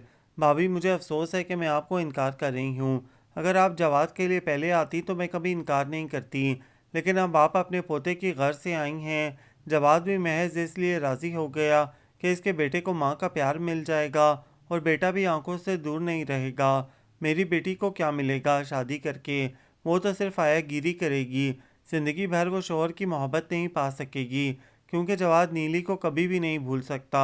और वो थी भी ऐसी कि इसे कोई भी शख्स और ख़ुसूसन शोहर तो ज़िंदगी भर नहीं भुला सकता। रमशा कभी भी इसकी जगह नहीं ले सकेगी। मेरी बच्ची हमेशा महरूमियों का शिकार रहेगी। सबको अपनी औलाद अजीज़ होती है। जिस तरह आपको और जवाद को अपनी अपनी औलादें अजीज़ हैं, इसी तरह मुझे भी अपनी औलाद अजीज़ है। और यूं भी रमशा के एक दो बड़े अच्छे रिश्ते आए हुए हैं। एक तो रमशा के अबू के दोस्त ने कहा हुआ है अपने बेटे के लिए, और इनकी भी ज़्यादातर मर्जी वही है। इन्होंने खासे रूखे अंदाज में इनकार किया। असल में जवाद की शादी से पहले इनकी यही ख्वाहिश थी कि जवाद इनका दामाद बने, लेकिन इन्हें इस वक्त बड़ा दुख हुआ जब जेठानी गैरों की लड़की ले आईं। जब तो इन्हें रमशा नज़र न आई, और अब जब अपना मतलब आन पड़ा तो इन्हें रमशा की चाहत आ रही है। वो तो किसी सूरत में भी रमशा की जवाद से शादी नहीं करना चाह रही थी, और रमशा का भी ऐसा कोई बाकायदा रिश्ता नहीं आया था, लेकिन एक दो फैमिली का इरादा इस मकसद से इनके घर आने का था। जेठानी को तो इन्होंने नाकाम वापस लौटा दिया। हालांकि इन्होंने बहुत इसरार किया था, लेकिन इन्होंने बड़ी खूबी से रमशा के वालिद की मर्ज़ी का बहाना बना लिया। और फिर रात को ही इन्होंने अपने शौहर से इसरार किया कि इनके जिस दोस्त ने अपने बेटे के लिए आने के लिए कहा था, इनसे बातों बातों में कहें कि जल्द से जल्द आएँ, क्योंकि हमारी बेटी के और भी कई रिश्ते आ रहे हैं। भाई, इस जुम्मे को आ रहा है ना वो रिश्ता लेकर। मेरा ख्याल है इसने अपने बेटे को इस दिन इसीलिए भेजा होगा कि हमारी रमशा को देख ले। लड़का भी बहुत अच्छा है। उस दिन मिली तो थी तुम इससे। हाँ, लड़का तो माशाल्लाह बहुत अच्छा है, और आप मज़ीद मालूमात कर लीजिएगा। पहले रिश्ता तो आए। वैसे फरहान के मामले में किसी छानबीन की ज़रूरत होगी भी नहीं। उन्होंने मुतमईन होकर आंखें बंद कर लीं कि इन्हें अपने दोस्त का बेटा बेहद पसंद आया था, और जुमे की शाम को अबू के दोस्त के घर वाले इसका प्रपोज़ल लेकर आ गए। وہ تو سمجھ رہی تھی کہ ابھی رسمی کارروائی کے تحت یہ خواتین اسے دیکھنے آئی ہیں، اسی لیے وہ سخت ناک منہ چڑھا رہی تھی، لیکن وہ تو باقاعدہ اس کا رشتہ لے کر آئی تھیں۔ بقول ان کے فاران نے بھی اسے دیکھ کر پسند کیا ہے، اور ان کے پاپا نے بھی کچھ عرصہ پہلے کسی تقریب میں اسے اس کے ابو کے ساتھ دیکھا تھا، اور یوں اصل پسند وہ انہی کی تھی، اسی لیے ڈائریکٹ رشتہ بھیجا گیا۔ رمشا کی امی نے سوچ کر جواب دینے کے لیے کہا، حالانکہ اب مزید کیا سوچنا تھا، لیکن کچھ رسمی کارروائی بھی کرنی ہوتی ہے۔ بہرحال انہیں اطمینان دلا دیا گیا کہ انہیں انشاءاللہ اچھا جواب ہی ملے گا۔ پتہ نہیں کیا خوبی نظر آئی تھی پاپا کو اپنے دوست کی بیٹی میں کہ اس کو اپنی بہو بنانے کے لیے بے قرار ہو گئے۔ ذرا بھی تو اچھی نہیں ہے شکل میں، اس سے اچھی تو سارا تھی، ہم نے تو اسے تک ناپسند کر دیا تھا۔ میں تو پہلے ہی کہہ رہی تھی پاپا کو کیا پتا آج کل حسن کا کیا معیار ہے، جس طرح پہلے زمانے میں بے جوڑ شادیاں ہوتی تھیں ایسی ہی ڈھونڈ لی اب بھی۔ اچھی خاصی ساملی لڑکی ہے، اور ہمارا فرحان ماشاءاللہ سرخ و سفید، اور پھر مزاج کی بھی بہت تیز لگ رہی تھی، کیسے منہ پھلا کر بیٹھی رہی تھی سارا وقت۔ صورت نہ شکل بھاڑ میں سے نکل۔ فرحان کی بڑی بہن سعدیہ کو رمشا ایک آنکھ نہ بھائی تھی۔ ہماری قدیم روایت و رسم و رواج کے مطابق کسی بھی تقریب یا کسی کے گھر سے واپس آ کر گوسپ کا پیریڈ شروع ہو جاتا ہے، لہٰذا اس وقت بھی آپ ہی انہی روایت پر عمل کر رہی ہیں۔ کوئی نہیں، میں غیبت تو نہیں کر رہی ہوں، اسے غیبت کہتے ہیں، میں تو رمشا کے متعلق اپنی رائے دے رہی ہوں۔ اب کسی لڑکی کو دے کر آئیں گے تو رائے مشورہ تو کیا جائے گا، تم لوگ تو ہر بات کو غیبت کہہ دیتے ہو۔ آپ ہی قسم لے لیں جو میں نے غیبت کا نام بھی لیا ہو، غیبت کا لفظ تو میرے منہ سے نکلا تک نہیں ہے۔ فرحان سے چھوٹے حسان نے شرارت سے معصوم بنتے ہوئے کہا، آپ ہی چھوڑیں اس غیبت کی بحث کو، میں یہ کہہ رہی تھی کہ مجھے تو رمشا بہت پسند آئی، اتنی اٹریکٹیو، اتنی چارمنگ ہے، اتنا خوبصورت ناک نقشہ ہے اس کا، اور رنگ بھی اتنا ساملا نہیں ہے، اچھا خاصا کھلتا ہوا رنگ ہے۔ مجھے اور بھائی کو تو ایسی ہی اٹریکٹیو لڑکیاں پسند ہیں۔ نازیہ نے صوفے پر بیٹھے فرحان کو دیکھا، جو دونوں ہاتھ اپنے سر کی پشت سے لگائے خاموشی سے ان لوگوں کے کمنٹس سن رہا تھا۔ چلو شکل و صورت تم لوگوں کو پسند آئی، لیکن مزاج بھی تو دیکھنا چاہیے۔ امی آپ بتائیں، وہ سارا وقت منہ پھلائے نہیں بیٹھی رہی تھی، کسی بھی بات کا اس نے صحیح سے جواب نہیں دیا تھا۔ ہاں سعد یہ صحیح کہہ رہی ہے، یہ بات تو میں نے بھی نوٹ کی تھی کہ وہ کچھ منہ پھلائے سی بیٹھی تھی، ایک لمحے کو بھی مسکراہٹ اس کے چہرے پر نہیں آئی تھی۔ امی نے سنجیدگی سے اپنی رائے دی، اس کی وجہ میں بتاتی ہوں آپ لوگوں کو۔ میں بعد میں ڈرائنگ روم سے اٹھ کر اس کے کمرے میں چلی گئی تھی، وہاں ہماری دوستی سی ہو گئی تھی۔ جب میں نے اسے بتایا کہ ہمارے پاپا کو آپ بہت پسند آئی تھیں، اسی لیے ہم آپ کا رشتہ لے کر آئے ہیں، تو وہ حیران بھی ہوئی اور شرمندہ بھی، کہنے لگی کہ میں سمجھ رہی تھی کہ آپ لوگ بھی دوسری خواتین کی طرح بس صرف مجھے دیکھنے آئی ہیں۔ آپ کو تو پتہ ہی ہے کہ نقص حق سے درست ہو کر ایسے خواتین کے سامنے جا کر بیٹھنا کس قدر اذیت ناک لمحے ہوتے ہیں لڑکیوں کے لیے، اسی لیے مجھے غصہ آ رہا تھا اور میں موڈ آف کیے ڈرائنگ روم میں بیٹھی تھی۔ پتہ نہیں یہ رسم کب ختم ہوگی، بس اسی لیے رمشا کا موڈ آف تھا۔ بعد میں وہ مجھ سے بہت شرمندہ ہو رہی تھی۔ امی ہر شخص اپنی اپنی جگہ صحیح ہوتا ہے، صرف مس انڈرسٹینڈنگ کی وجہ سے لوگ ایک دوسرے کو غلط سمجھنے لگتے ہیں۔ تم ٹھیک کہہ رہی ہو، اکثر ایسا ہوتا ہے کہ ہمیں بعد میں پتہ چلتا ہے کہ جسے ہم غلط سمجھ رہے تھے وہ تو صحیح تھا۔ میری اس بیٹی کے خیالات ہمیشہ سے بہت اچھے ہیں۔ ہاں میں تو آپ کی بہت خراب بیٹی ہوں، سعدیہ آپ ہی برا مان گئی۔ نہیں، یہ میں نے کب کہا۔ بہرحال تم اطمینان رکھو، رمشا انشاءاللہ بہت اچھی بہو ثابت ہوگی، اور اپنے سسر کی تو لاڈلی ہوگی کہ وہ انہی کی پسند ہے۔ ابھی ان لوگوں نے ہاں کی نہیں ہے اور آپ نے اسے بہو بھی بنا ڈالا۔ فرحان نے پہلی مرتبہ لب کھولے، اس سے سخت غصہ آ رہا تھا اور جھنجھلاہٹ ہو رہی تھی کہ گھر والے زبردستی ان سے اقرار کروا کر کیوں نہیں آئے۔ اگر ان لوگوں نے انکار کر دیا تو، جبکہ اسے وہ لڑکی بہت پسند آئی تھی، اور حسن اتفاق سے وہ نہ صرف پاپا کے دوست کی بیٹی نکلی بلکہ پاپا اسے اس سے پہلے کسی مشترکہ دوست کے گھر تقریب میں اسے دیکھ کر پسند کر چکے تھے اور اسے اپنی بہو بنانے کا فیصلہ کر چکے تھے۔ تم بے فکر رہو، تم سے اچھا رشتہ انہیں اور کوئی نہیں ملے گا، یہ تو خواہ مخواہ کے نخرے ہیں، تم دیکھنا ہاں ہی ہوگی۔ سعدیہ آپی نے پھر اپنے مخصوص انداز میں اسے دلاسا دیا تو ان کے اس انداز پر سب مسکرانے لگے۔ رمشا کے والدین نے ایک ہفتے بعد ہی انہیں اقرار میں جواب دے دیا تھا اور 15 دن کے اندر اندر ان کی منگنی بھی ہو گئی۔ شادی 2-3 ماہ بعد ہونی تھی۔ منگنی کی تقریب کے بعد بھی سعدیہ آپی حسب عادت تقریب پر تبصرہ کرتے ہوئے ہر کسی میں کچھ نہ کچھ کیڑے نکالنے لگیں۔ ان کی یہ عادت تھی کہ وہ منہ پر تو ہر کسی سے بہت اچھی طرح ملتی تھی، لیکن پیٹھ پیچھے اس کی برائیاں ضرور کرتی تھیں، اور آج تو ان کی یہ عادت عروج پر تھی۔ دلہن تو خیر اچھی لگ رہی تھی آج، یہ آج کل میک اپ بھی اس طرح کا کیا جا رہا ہے کہ بندے کو بدل کر ہی رکھ دیتا ہے، لیکن طریقہ کرنا نہیں ہے ان لوگوں میں۔ امی دیکھا تھا مہمانوں کے بیٹھنے کا کتنا خراب انتظام کیا تھا ان لوگوں نے، کرسیاں اتنی کم رکھی کہ آدھے سے زیادہ مہمان تو کھڑے تھے۔ کھانا بھی پسند نہیں آیا، بریانی ذرا چٹپٹی نہیں تھی، بالکل پھیکی، اور گوشت تو نام کو نہیں تھا۔ ارے اچھا کھانا کرنا بھی ہر کسی کے بس کی بات نہیں، شادی بھی ایسی ہی الٹی سیدھی کریں گے وہ لوگ، اور اچھے جہیز کی تو امید ہی مت رکھو۔ وہ خاص طور پر قریب بیٹھے فرحان کو سناتے ہوئے مسلسل بولے جا رہی تھیں۔ تب نازیہ سے برداشت نہ ہو سکا تو بول ہی پڑی، نہیں خیر آپی، اب اتنا غلط بیانی سے کام تو نہ لیں، بیٹھنے کا ارینجمنٹ تو صحیح تھا، لیکن بات دراصل یہ ہے کہ ہمارے مہمان بھی کچھ زیادہ ہی تھے، اور پھر تھوڑی بہت کرسیاں خالی بھی پڑی تھیں، لیکن لڑکیوں کی عادت ہوتی ہے کھڑے ہونے کی، اس لیے زیادہ تر لڑکیاں کھڑے ہو کر ہی آپس میں باتیں کر رہی تھی۔ کھانا بھی اچھا تھا، صرف بریانی ہی تو نہیں تھی، چکن کڑھائی بھی تھی۔ بہرحال ہر ایک نظر الگ الگ ہوتی ہے، آپ نے جس نظر سے دیکھا اس کا تجزیہ وہ تھا جو آپ نے کیا، اور میں نے جس نظر سے دیکھا اس کے مطابق بیان کر دیا۔ تم تو ہو ہی ہر کسی کی چمچی، بس میری ہر بات تمہیں غلط نظر آتی ہے۔ میں کوئی اپنے بھائی کی دشمن ہوں جو غلط بولوں گی؟ رمشا بہت پیاری لگ رہی تھی، اس کی تعریف بھی تو کی میں نے، جو غلط لگے گا وہ غلط ہی کہا جائے گا۔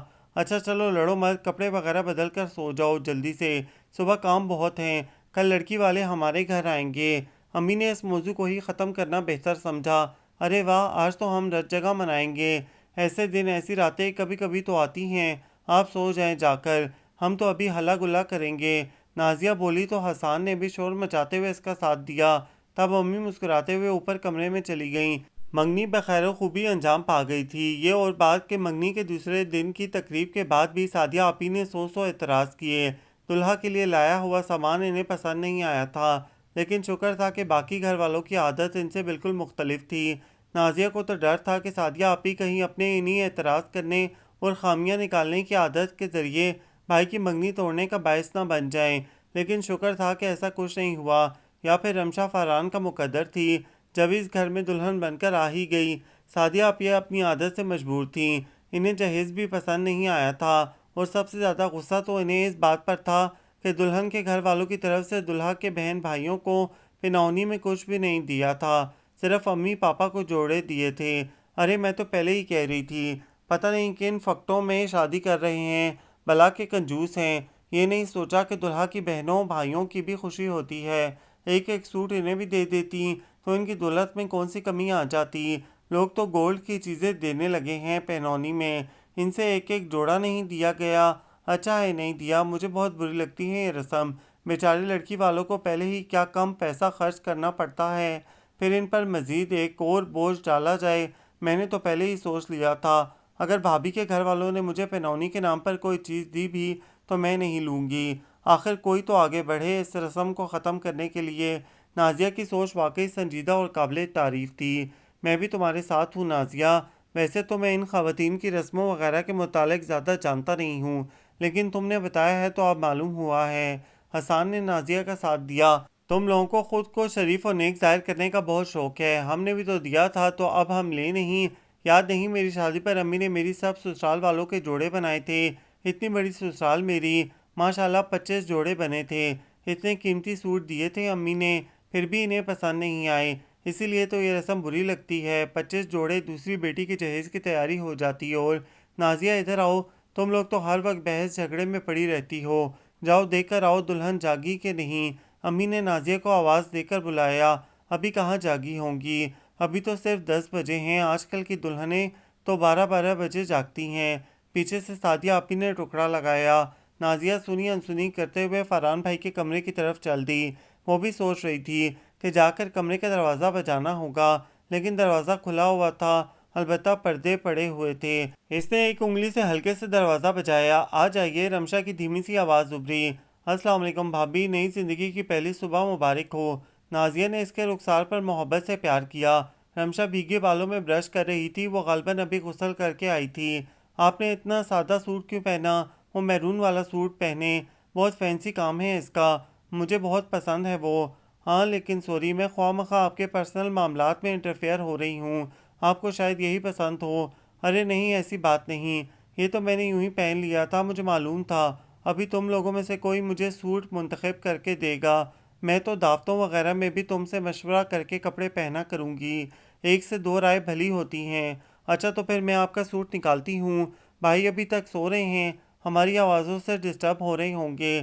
نازیہ نے اپنی آواز دھیمی کرتے ہوئے کہا، پھر وارڈروب سے اس کا میرون سوٹ نکالا اور اس کی پیکنگ کھولتے ہوئے بولی، میک اپ بھی میں ہی کروں گی آپ کا، میں نے بیوٹیشن کا کورس تو نہیں کیا ہے لیکن میں میک اپ بہت زبردست کرتی ہوں، کچھ زیادہ ہی زبردست نہ کر دینا کہ لوگ مجھے پہچاننے سے انکار کر دیں، جیسے میں نے رات کو پہچاننے سے انکار کر دیا تھا۔ فرحان تکیے میں سر گھسائے گھسائے بولا، وہ بڑے مزے سے اوندا لیٹا ان کی باتیں سن رہا تھا۔ خدا کے واسطے نازیہ، مجھے یہ اپنے اصلی روپ میں ہی اچھی لگتی ہیں، کارٹون بنانے سے پہلے مجھے اس کو اصلی روپ میں دیکھ لینے دو۔ اس نے چہرہ اٹھایا۔ اچھا تو کیا میں اتنا برا میک اپ کرتی ہوں؟ نازیہ چیخی، جبکہ وہ گلہ آمیز نظروں سے اس کو دیکھ رہی تھی۔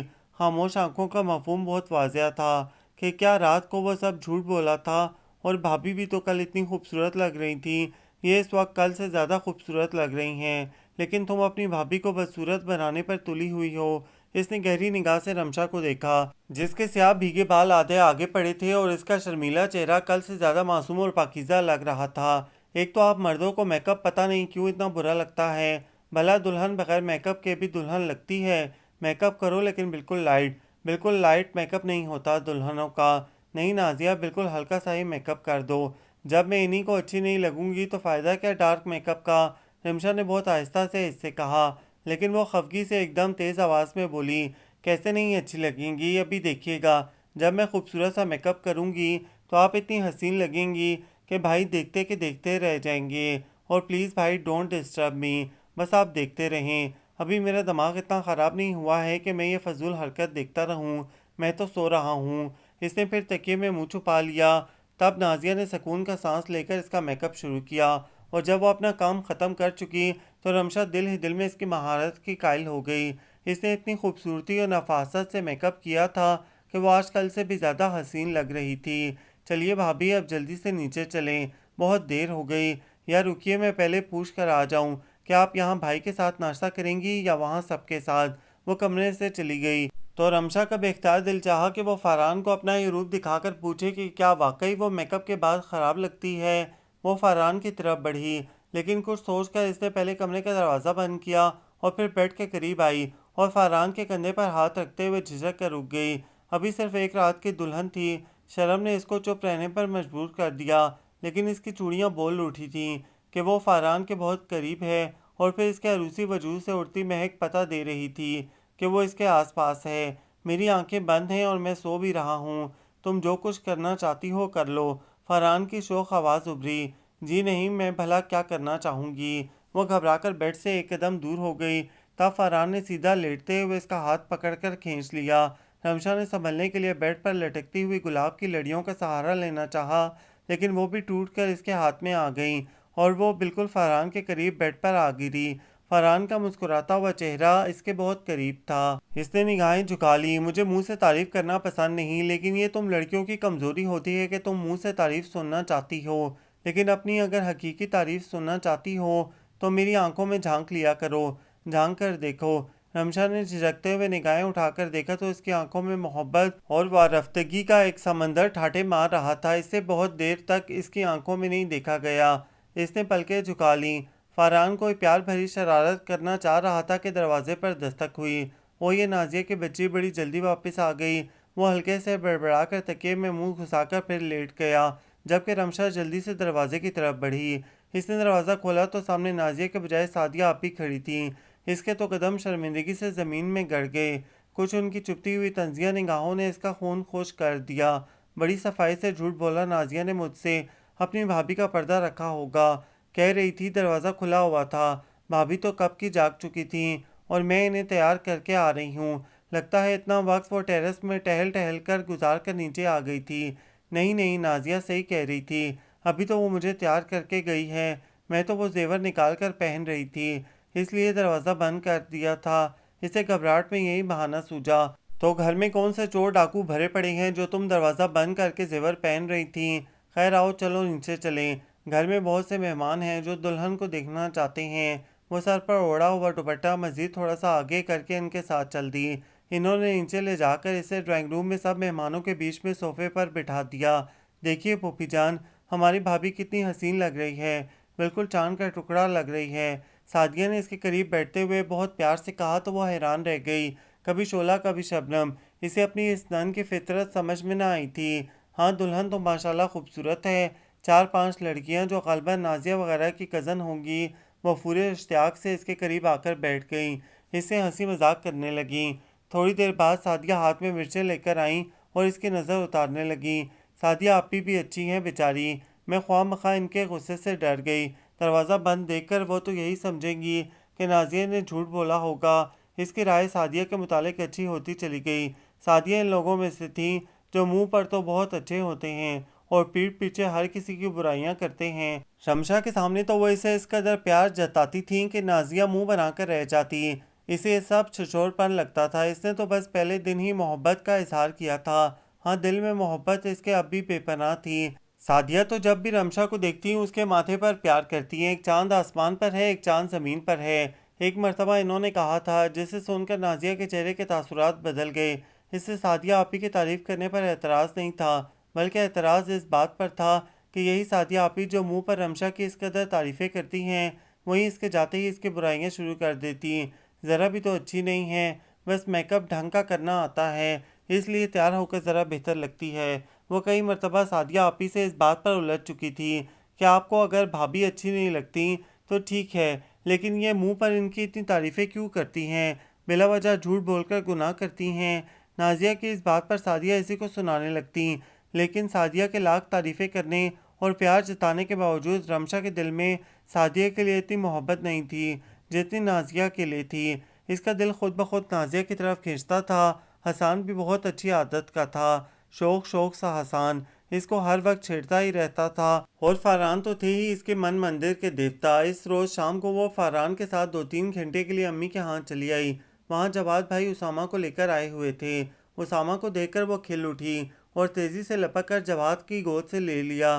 اس وقت میں کچھ اور دعا بھی مانگتی تو وہ بھی قبول ہو جاتی، لیکن میرے لیے اس دعا سے بڑھ کر کوئی اور دعا نہیں کہ اسامہ میرے پاس ہو۔ میں ابھی گاڑی میں راستے بھر یہی دعا کرتی ہوئی آئی ہوں۔ اس نے ڈھیر سارا پیار کر ڈالا اسامہ کو اور پھر اسے گود میں بھینچ کر صوفے پر بیٹھ گئی۔ وہ بھی اس کے سینے میں دبک کر آرام سے بیٹھا رہا۔ رمشا یہ تمہیں ابھی تک بھولا نہیں کس قدر اطمینان سے تمہاری گود میں بیٹھا ہوا ہے، ورنہ یہ میرے علاوہ کسی کے پاس نہیں جاتا ہے، یہاں تک کہ امی کے پاس بھی نہیں، رو رو کر سب کو تنگ کر دیتا ہے۔ جواد نے مسکراتے ہوئے اسے دیکھا۔ اس نے غور کیا جواد بھائی کافی کمزور ہو گئے ہیں۔ اچانک اسے خیال آیا کہ فاران سے تو جواد کا تعارف ہی نہیں کرایا۔ فاران یہ جواد بھائی ہیں میرے تایازاد۔ ہاں میں مل چکا ہوں ان سے 1-2 مرتبہ اپنی شادی پر، اور یہ ان کا بیٹا ہے جس سے شادی سے پہلے ایک مرتبہ میں تمہارا بیٹا سمجھا تھا، یہ ہے ہی میرا بیٹا۔ اس نے بہت پیار سے اسامہ کو دیکھتے ہوئے کہا۔ امی نے فوراً اسے گھورا۔ بے وقوف، بے سوچے سمجھے بول دیتی ہے، اسے فاران کے سامنے ایسی بات نہیں کرنی چاہیے تھی۔ جواد بھائی اسامہ اتنا کمزور کیوں ہو گیا ہے؟ غور سے دیکھے تو بالکل پہچان میں نہیں آ رہا کہ یہ وہی صحت مند بچہ ہے۔ ہاں بس دانت وغیرہ نکال رہا ہے اس لیے، اور سب سے بڑھ کر تمہاری ہڑک میں رو رو کر اس نے اپنا یہ حال کیا ہے۔ میں بتا نہیں سکتا کہ میں اس کو کس طرح سنبھالتا ہوں۔ میری راتوں کی نیند پوری نہیں ہوتی، دن میں آفس جاتا ہوں، اب تو تھک گیا ہوں میں بہت بری طرح سے۔ ہاں ظاہر ہے والدین کو اولاد کی وجہ سے تھوڑی بہت تکلیف تو اٹھانی پڑتی ہے۔ اور فاران بیٹا آپ سنائیں، آپ لوگوں کا کہیں گھومنے وغیرہ جانے کا پروگرام ہے؟ امی نے خوبصورتی سے موضوع بدلا۔ جی آنٹی انشاءاللہ 2-3 دن تک ہم لوگ چلے جائیں گے۔ ہے کتنے دن کا پروگرام ہے؟ جواد کے لہجے میں کچھ بے چینی سی تھی۔ کچھ زیادہ نہیں، بس 20-25 دن رہیں گے۔ آپ تشریف لائیے گا کسی روز ہمارے گھر۔ ضرور فاران، مجھے آپ کے گھر آ کر خوشی ہوگی۔ رمشا مجھے بالکل بہنوں کی طرح عزیز ہے، اور اس کے ناطے آپ میرے بہنوئی ہوئے۔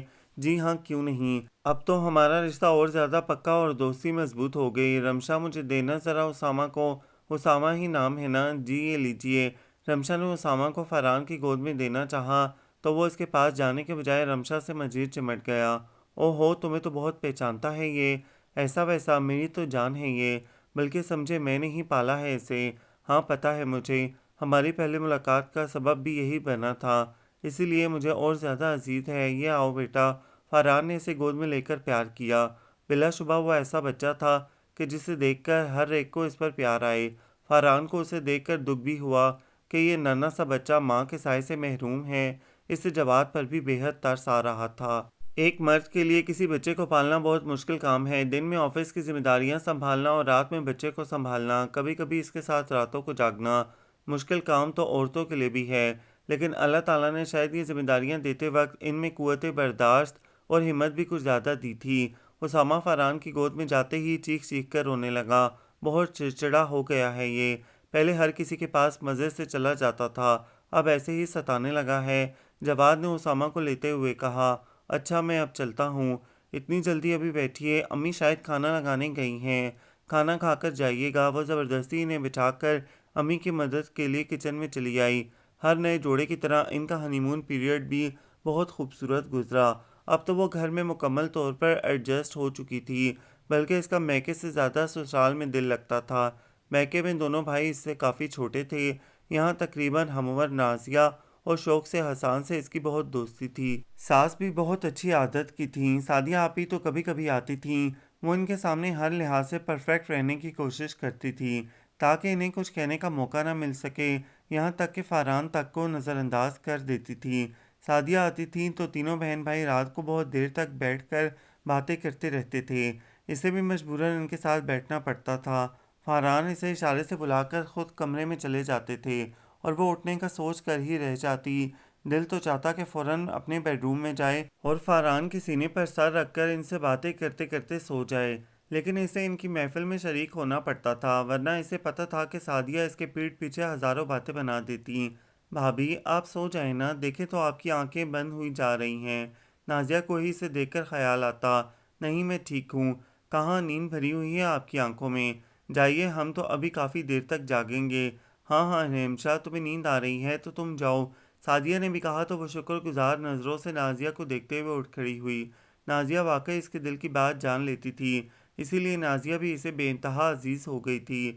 اس نے اکثر یہ بات نوٹ کی تھی کہ نازیہ سعدیہ آپی کے سامنے اس کی کوئی بھی غلط بات کبھی بھی سامنے نہیں آنے دیتی، کبھی اس سے کوئی کھانا صحیح نہیں پکتا، سعدیہ پہلا نوالا لیتے ہی منہ بناتی، توبہ مرچوں کا کیا پورا ڈبہ ڈال دیا ہے، کس نے پکایا ہے آلو گوشت؟ میں نے پکایا ہے، آج کچھ مرچیں تیز ہو گئی ہیں لیکن اتنی زیادہ بھی نہیں ہیں کہ کھانا نہیں کھایا جائے۔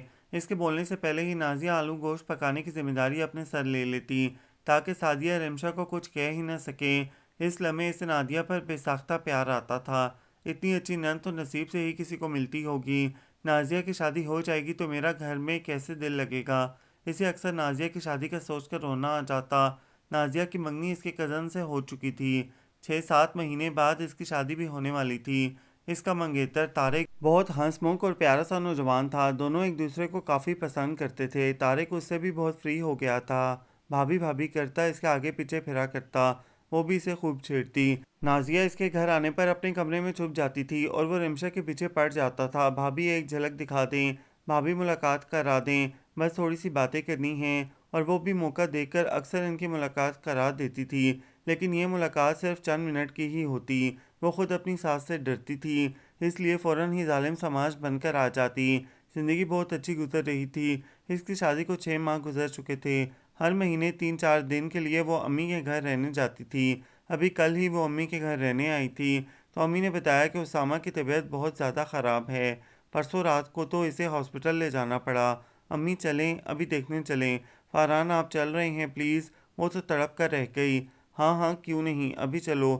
وہ تائی امی کے گھر پہنچے۔ اسامہ اس قدر کمزور ہو رہا تھا کہ پہچان میں نہیں آ رہا تھا، لگ ہی نہیں رہا تھا کہ یہ وہی خوبصورت سا بچہ ہے۔ رمشا تو بے اختیار اسے سینے سے چمٹا کر رو دی، امی کو، یہاں تک کہ فاران کو بھی اسے دیکھ کر بڑا دکھ ہوا۔ کیا ہو گیا ہے اسے جواد بھائی؟ کیوں بیمار رہتا ہے یہ؟ کیوں ایسا ہو گیا ہے؟ صرف اور صرف تمہاری یاد میں، اسے تم میں ماں کی خوشبو محسوس ہوتی ہے، اس نے تو تمہیں ہی اپنی ماں سمجھا ہے اور ماں کی جدائی میں اس کا یہ حال ہو گیا۔ میں نے بہت بڑی غلطی کی جو اس کی ماں کے مرتے ہی اسے تمہارے حوالے کر دیا۔ اس کی اپنی ماں تو مر چکی تھی، پھر اسے ساری عمر ماں سے محروم زندگی گزارنی تھی، پھر اسے کچھ عرصے کے لیے ماں کی محبت دے کر چھین لینے کا کیا فائدہ؟ اسے تو بہتر تھا یہ اس محبت کا ذائقہ ہی نہ چکھتا، کم سے کم اس طرح زندگی سے دور تو نہیں ہوتا چاہتا۔ جواد باپ تھے، ایک دم پھوٹ پڑے، اولاد کی محبت میں بولتے بولتے رو دیے۔ جواد بھائی اب میں اسامہ کو اپنے ساتھ لے جاؤں گی، آپ فکر نہ کریں، اسے میں اپنے پاس رکھوں گی۔ فارہان آپ کی اجازت ہے، بتائیے پلیز۔ یقین جانیے کوئی ماں اپنی اولاد کو جتنا چاہ سکتی ہے، مجھے ویسے ہی بہت شدید محبت ہے اس سے۔ شادی کے بعد بھی جب یہ مجھ سے دور تھا، میں نے آپ سب پر کسی پر ظاہر نہیں کیا کہ میں اسامہ کو یاد کر کر کے اکثر روتی ہوں۔ میں یہ سوچ کر دل کو تسلی دے دیتی کہ وہ صرف جواد بھائی کا بیٹا ہے، میرا اس سے کوئی تعلق نہیں۔ لیکن دیکھ لیں، اس نے یہ ثابت کر دیا کہ یہ واقعی میرا بیٹا ہے۔ وہ جذبات کی رو میں بہہ کر اسے بڑے اطمینان سے اپنا بیٹا کہے جا رہی تھی، اور اس کی امی پہلو بدل کر رہ جاتی۔ سب کے سامنے تو وہ اسے ٹوک بھی نہیں سکتی تھیں کہ اس طرح فارہان کے سامنے بولنے سے کہیں وہ شک میں نہ پڑ جائے کہ یہ رمشا کا بیٹا ہی تو نہیں ہے۔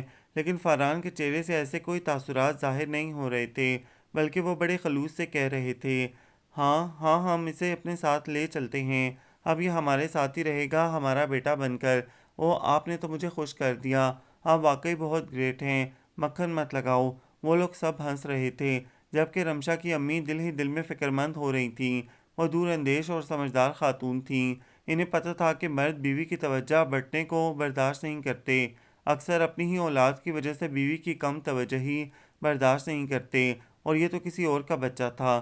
کبھی نہ کبھی ان کا اس بات پر جھگڑا ہونا لازمی تھا، لیکن فی الحال تو وہ کچھ بھی نہیں کہہ سکتی تھیں، اس لیے خاموش رہیں۔ لیکن جب فارہان کو گھر چھوڑ کر واپس چلے گئے تو انہوں نے رمشا کو سمجھایا، بلکہ سمجھایا کیا، اچھے خاصے لتے لیے، تم پچھتاؤ گی ایک دن بہت، کیوں اپنی زندگی خراب کرنے پر تلی ہوئی ہو۔ کوئی مرد اتنا عظیم نہیں ہوتا ہے، شروع شروع میں برداشت کرے گا، لیکن کب تک؟ اور تمہاری سسرال والے، تم نے کچھ سوچا نہ سمجھا کہ وہ کیا کہیں گے؟ میں نے فارہان سے کہہ دیا ہے، وہ سب کو سمجھا دیں گے، اور آپ پریشان نہیں ہو امی، فارہان بہت اچھے ہیں، عام آدمیوں سے بالکل مختلف۔ ابھی تمہاری شادی کو زیادہ عرصہ نہیں گزرا نا، سب عام شوہر بن جاتے ہیں، میرا تجربہ بہت ہے، تم نے بہت بڑی غلطی کی ہے، اب تو غلطی ہو گئی۔ اس نے یہ کہہ کر گویا بات ختم کرنی چاہی تو امی بھی خاموش ہو گئیں۔ انہیں علم تھا کہ جب تک اسے ٹھوکر نہیں لگے گی وہ نہیں سنبھل سکتی۔ وہ ابھی امی کے گھر ہی رہ رہی تھی کہ اس روز شام کو نازیہ کا فون آیا، بھابھی آپ گھر کب آئیں گی؟ پلیز جلدی سے گھر آ جائیں۔ وہ آواز سے بہت روحان سی لگ رہی تھی۔ کیا ہوا نازیہ، خیریت؟ خیریت ہی تو نہیں ہے، جس روز آپ اپنی امی کے گھر گئی تھیں اسی روز سعدیہ آپ ہی آئی تھیں، بہت غصے میں تھیں، کہہ رہی تھی انہوں نے طارق کو کسی لڑکی کے ساتھ گاڑی میں بیٹھے دیکھا ہے، اور اس سے پہلے بھی وہ 2-3 مرتبہ اسی لڑکی کے ساتھ دیکھ چکی ہیں۔ کہہ رہی ہیں کہ میں پہلے 1-2 مرتبہ دیکھ کر خاموش رہی کہ کیا فائدہ منگنی وغیرہ چھوٹے، لیکن اب تو حد ہو گئی ہے۔ وہ کہہ رہی ہیں کہ میں اتنے آوارہ اور خراب آدمی کے ساتھ اپنی بہن کی شادی نہیں ہونے دوں گی۔ تو تم کیا چاہ رہی ہو؟ میری کچھ سمجھ میں نہیں آ رہا، مجھے یقین نہیں آ رہا ہے۔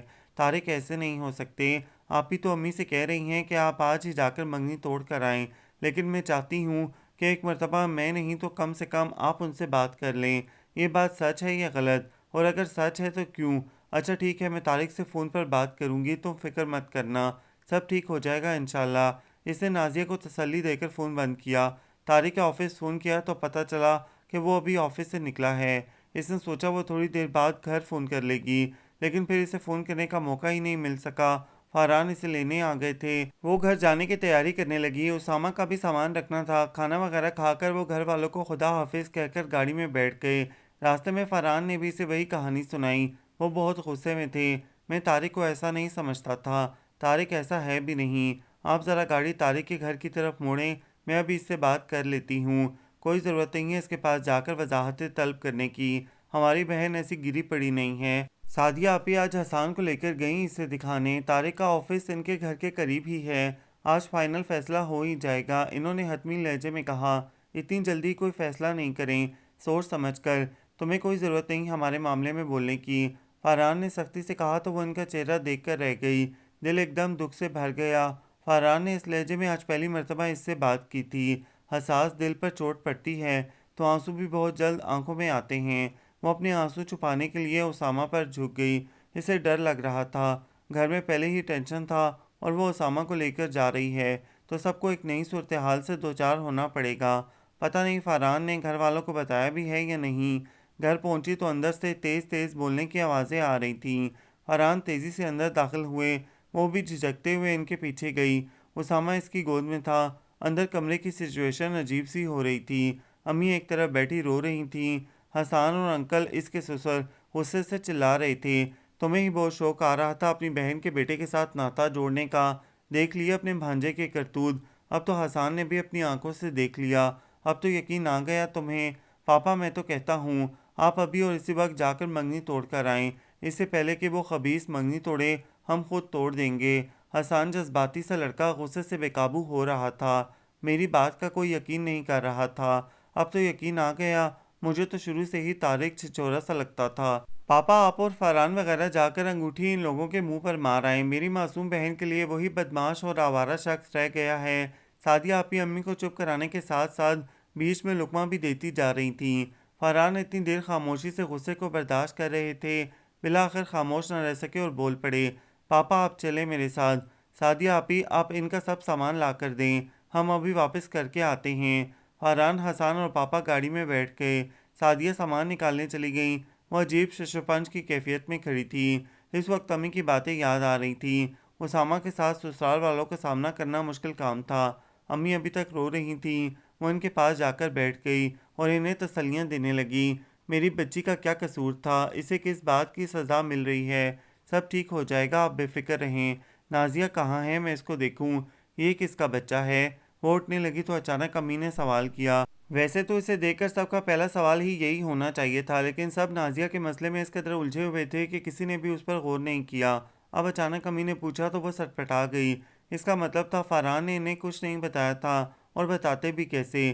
اسی دن سے تو گھر میں یہ کرائسس پیدا ہوا تھا، یہ جواد بھائی کا بیٹا ہے، میں نے غالباً ایک مرتبہ پہلے آپ کو بتایا تھا، جواد بھائی کی بیوی اسامہ کی پیدائش پر انتقال کر گئی تھیں، اس لیے میں نے ہی اسے رکھا تھا کئی مہینے تک، میں نے اسے پالا ہے، مجھ سے بہت ہلا ہوا تھا، اس لیے اب میری شادی کے بعد میری جدائی میں بیمار ہو گیا ہے، اسی لیے میں کچھ عرصے کے لیے اسے اپنے پاس لے آئی ہوں۔ اس نے جان بوجھ کر کچھ عرصے کے لیے کہا، حالانکہ اس کا ارادہ تو اب ہمیشہ اپنے ساتھ رکھنے کا تھا، لیکن اس کا خیال تھا کہ آہستہ آہستہ سب گھر والے اس سے مانوس ہو جائیں گے، بلکہ اس کو چاہنے لگیں گے، تو وہ خود یہی کہیں گے کہ اس کو کہیں نہیں جانے دو، اور یہ تو اس کو یقین تھا کہ وہ اتنا پیارا بچہ ہے کہ ہر شخص اس سے محبت کرنے لگتا ہے۔ میں نازیہ کو دیکھتی ہوں، وہ اٹھ کر نازیہ کے کمرے میں چلی آئی، نازیہ تکیے میں منہ چھپائے زاروں قطار رو رہی تھی۔ نازیہ، اس نے اسامہ کو ایک طرف بٹھا کر نازیہ کے کندھے پر ہاتھ رکھا، وہ اٹھ کر اس سے چمٹ کر اور زیادہ تیزی سے رونے لگی، بھابھی آپ کیوں چلی گئی تھی، آپ بھی کچھ نہیں کر سکیں، یہ لوگ منگنی توڑے ہیں، چاہے ساری دنیا طارق کے خلاف بولے تب بھی مجھے یقین نہیں آئے گا، طارق مجھے بہت چاہتے ہیں، وہ کبھی بھی مجھے دھوکہ نہیں دے سکتے، کم سے کم طارق سے ایک مرتبہ بات کر کے ان سے وضاحت تو طلب کر لی جاتی، مجھے یقین ہے ان لوگوں کو ضرور کوئی غلط فہمی ہوئی ہے، ہاں مجھے بھی یقین ہے، تم فکر نہ کرو، انشاءاللہ سب ٹھیک ہو جائے گا، اب کیا خاک ٹھیک ہوگا، منگنی ہی ٹوٹ گئی، وہ بلک بلک کر رو دی، رمشا خود بھی اس کے ساتھ رونے لگی، تمہارا فون سنتے ہی میں نے طارق کے آفس فون کیا، لیکن وہ وہاں سے جا چکا تھا، ہاں شاید نصیب میں ہی یہ لکھا تھا، وہ پھر اندھی ہو کر لیٹ گئی، بھابھی پلیز میں سونا چاہتی ہوں، وہ شاید تنہائی میں اور زیادہ کھل کر رونا چاہتی تھی، ٹھیک ہے تم آرام کرو، وہ اسامہ کو اٹھا کر اپنے کمرے میں چلی آئی، فاران وغیرہ سب سامان واپس کر کے آ چکے تھے، بقول ان کے طارق گھر میں نہیں تھا، ورنہ وہ اسے بری طرح مارتے، رمشا تو حیران پریشان ان کا اتنا غصہ دیکھ رہی تھی، اسے نہیں معلوم تھا کہ فرحان کو اتنا شدید غصہ آتا ہے، ابھی تک اس کے سامنے تو وہ ہمیشہ بہت نرم اور ٹھنڈے مزاج کے رہے تھے۔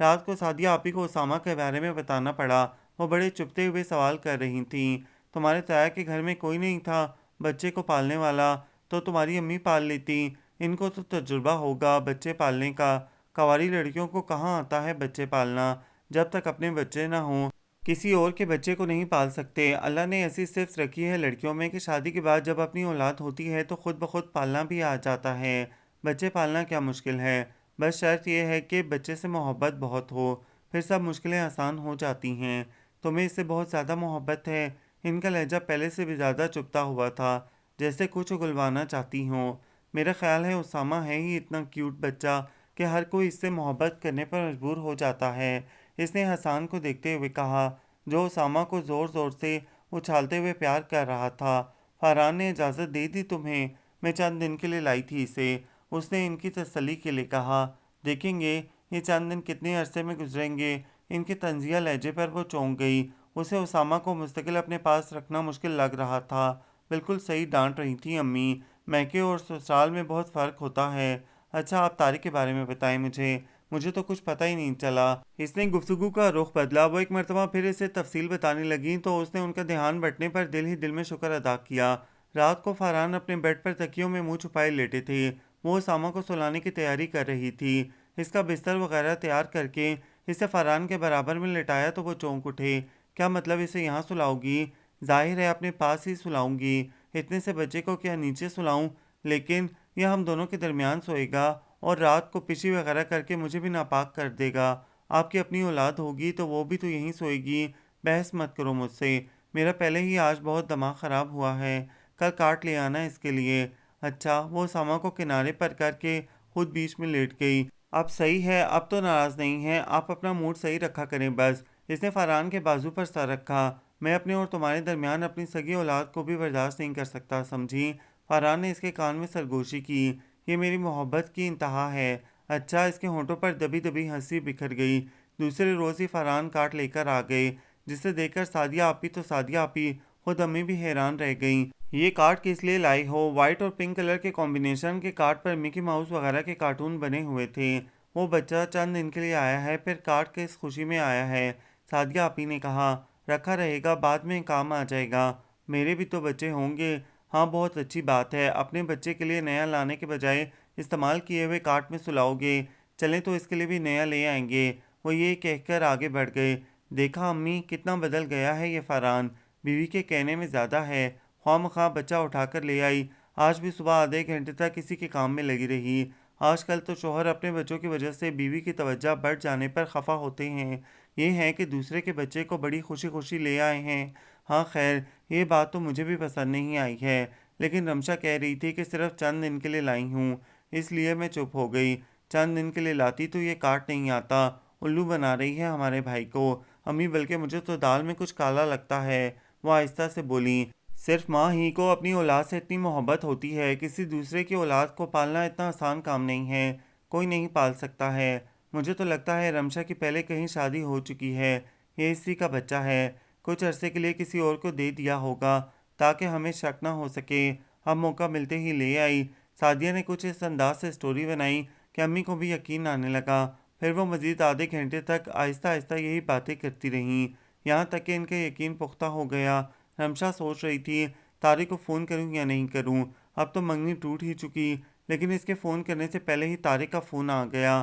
ہیلو، کون بھابھی؟ بھابھی نازیہ کہاں ہیں؟ دیکھیے آپ بھی باقی سب کی طرح ناراض نہیں ہوئیے گا، بس ایک مرتبہ میری نازیہ سے بات کرا دے پلیز، میں بلاتی ہوں۔ وہ نازیہ کو فون دے کر خود دوسرے کمرے میں چلی گئی۔ تھوڑی دیر بعد نازیہ اس کے پاس آئی۔ دیکھا بھابھی، میں کہتی تھی نا طارق ایسے نہیں ہیں۔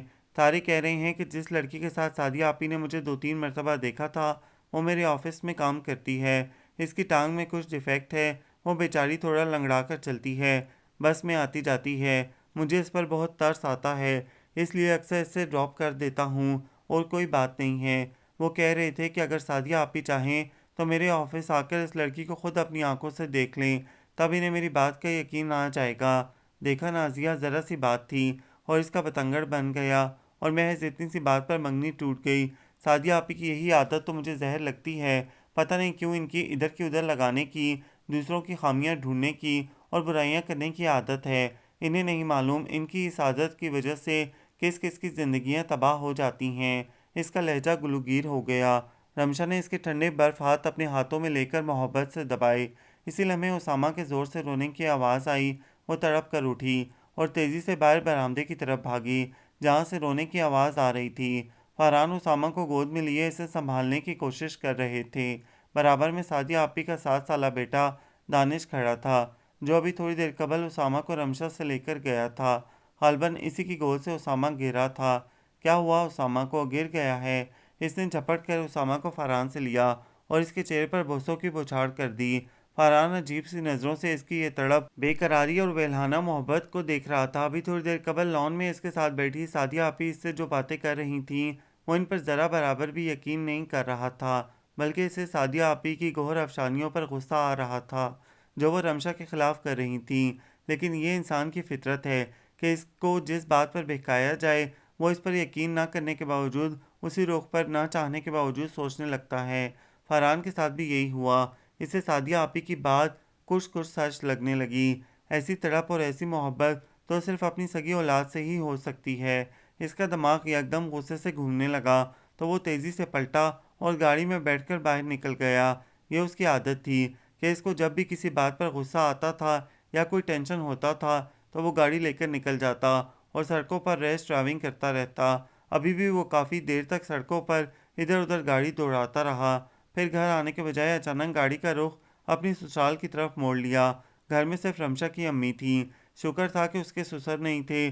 اس نے رمشا کی امی سے کہا کہ مجھے سچ سچ بتا دیں کہ اسامہ رمشا کا ہی بیٹا ہے اور یہ کہ رمشا کی اس کے ساتھ دوسری شادی ہے۔ امی تو یہ سن کر دنگ رہ گئیں۔ جس بات کا انہیں خدشہ تھا وہی ہوگا، اسی لیے وہ اس بیوقوف لڑکی کو منع کرتی تھیں جو صرف اپنے دل کی سن کر الٹے سیدھے فیصلے کر لیتی تھی۔ بالآخر اسامہ کی محبت میں اس نے اپنا گھر تباہ کر لیا۔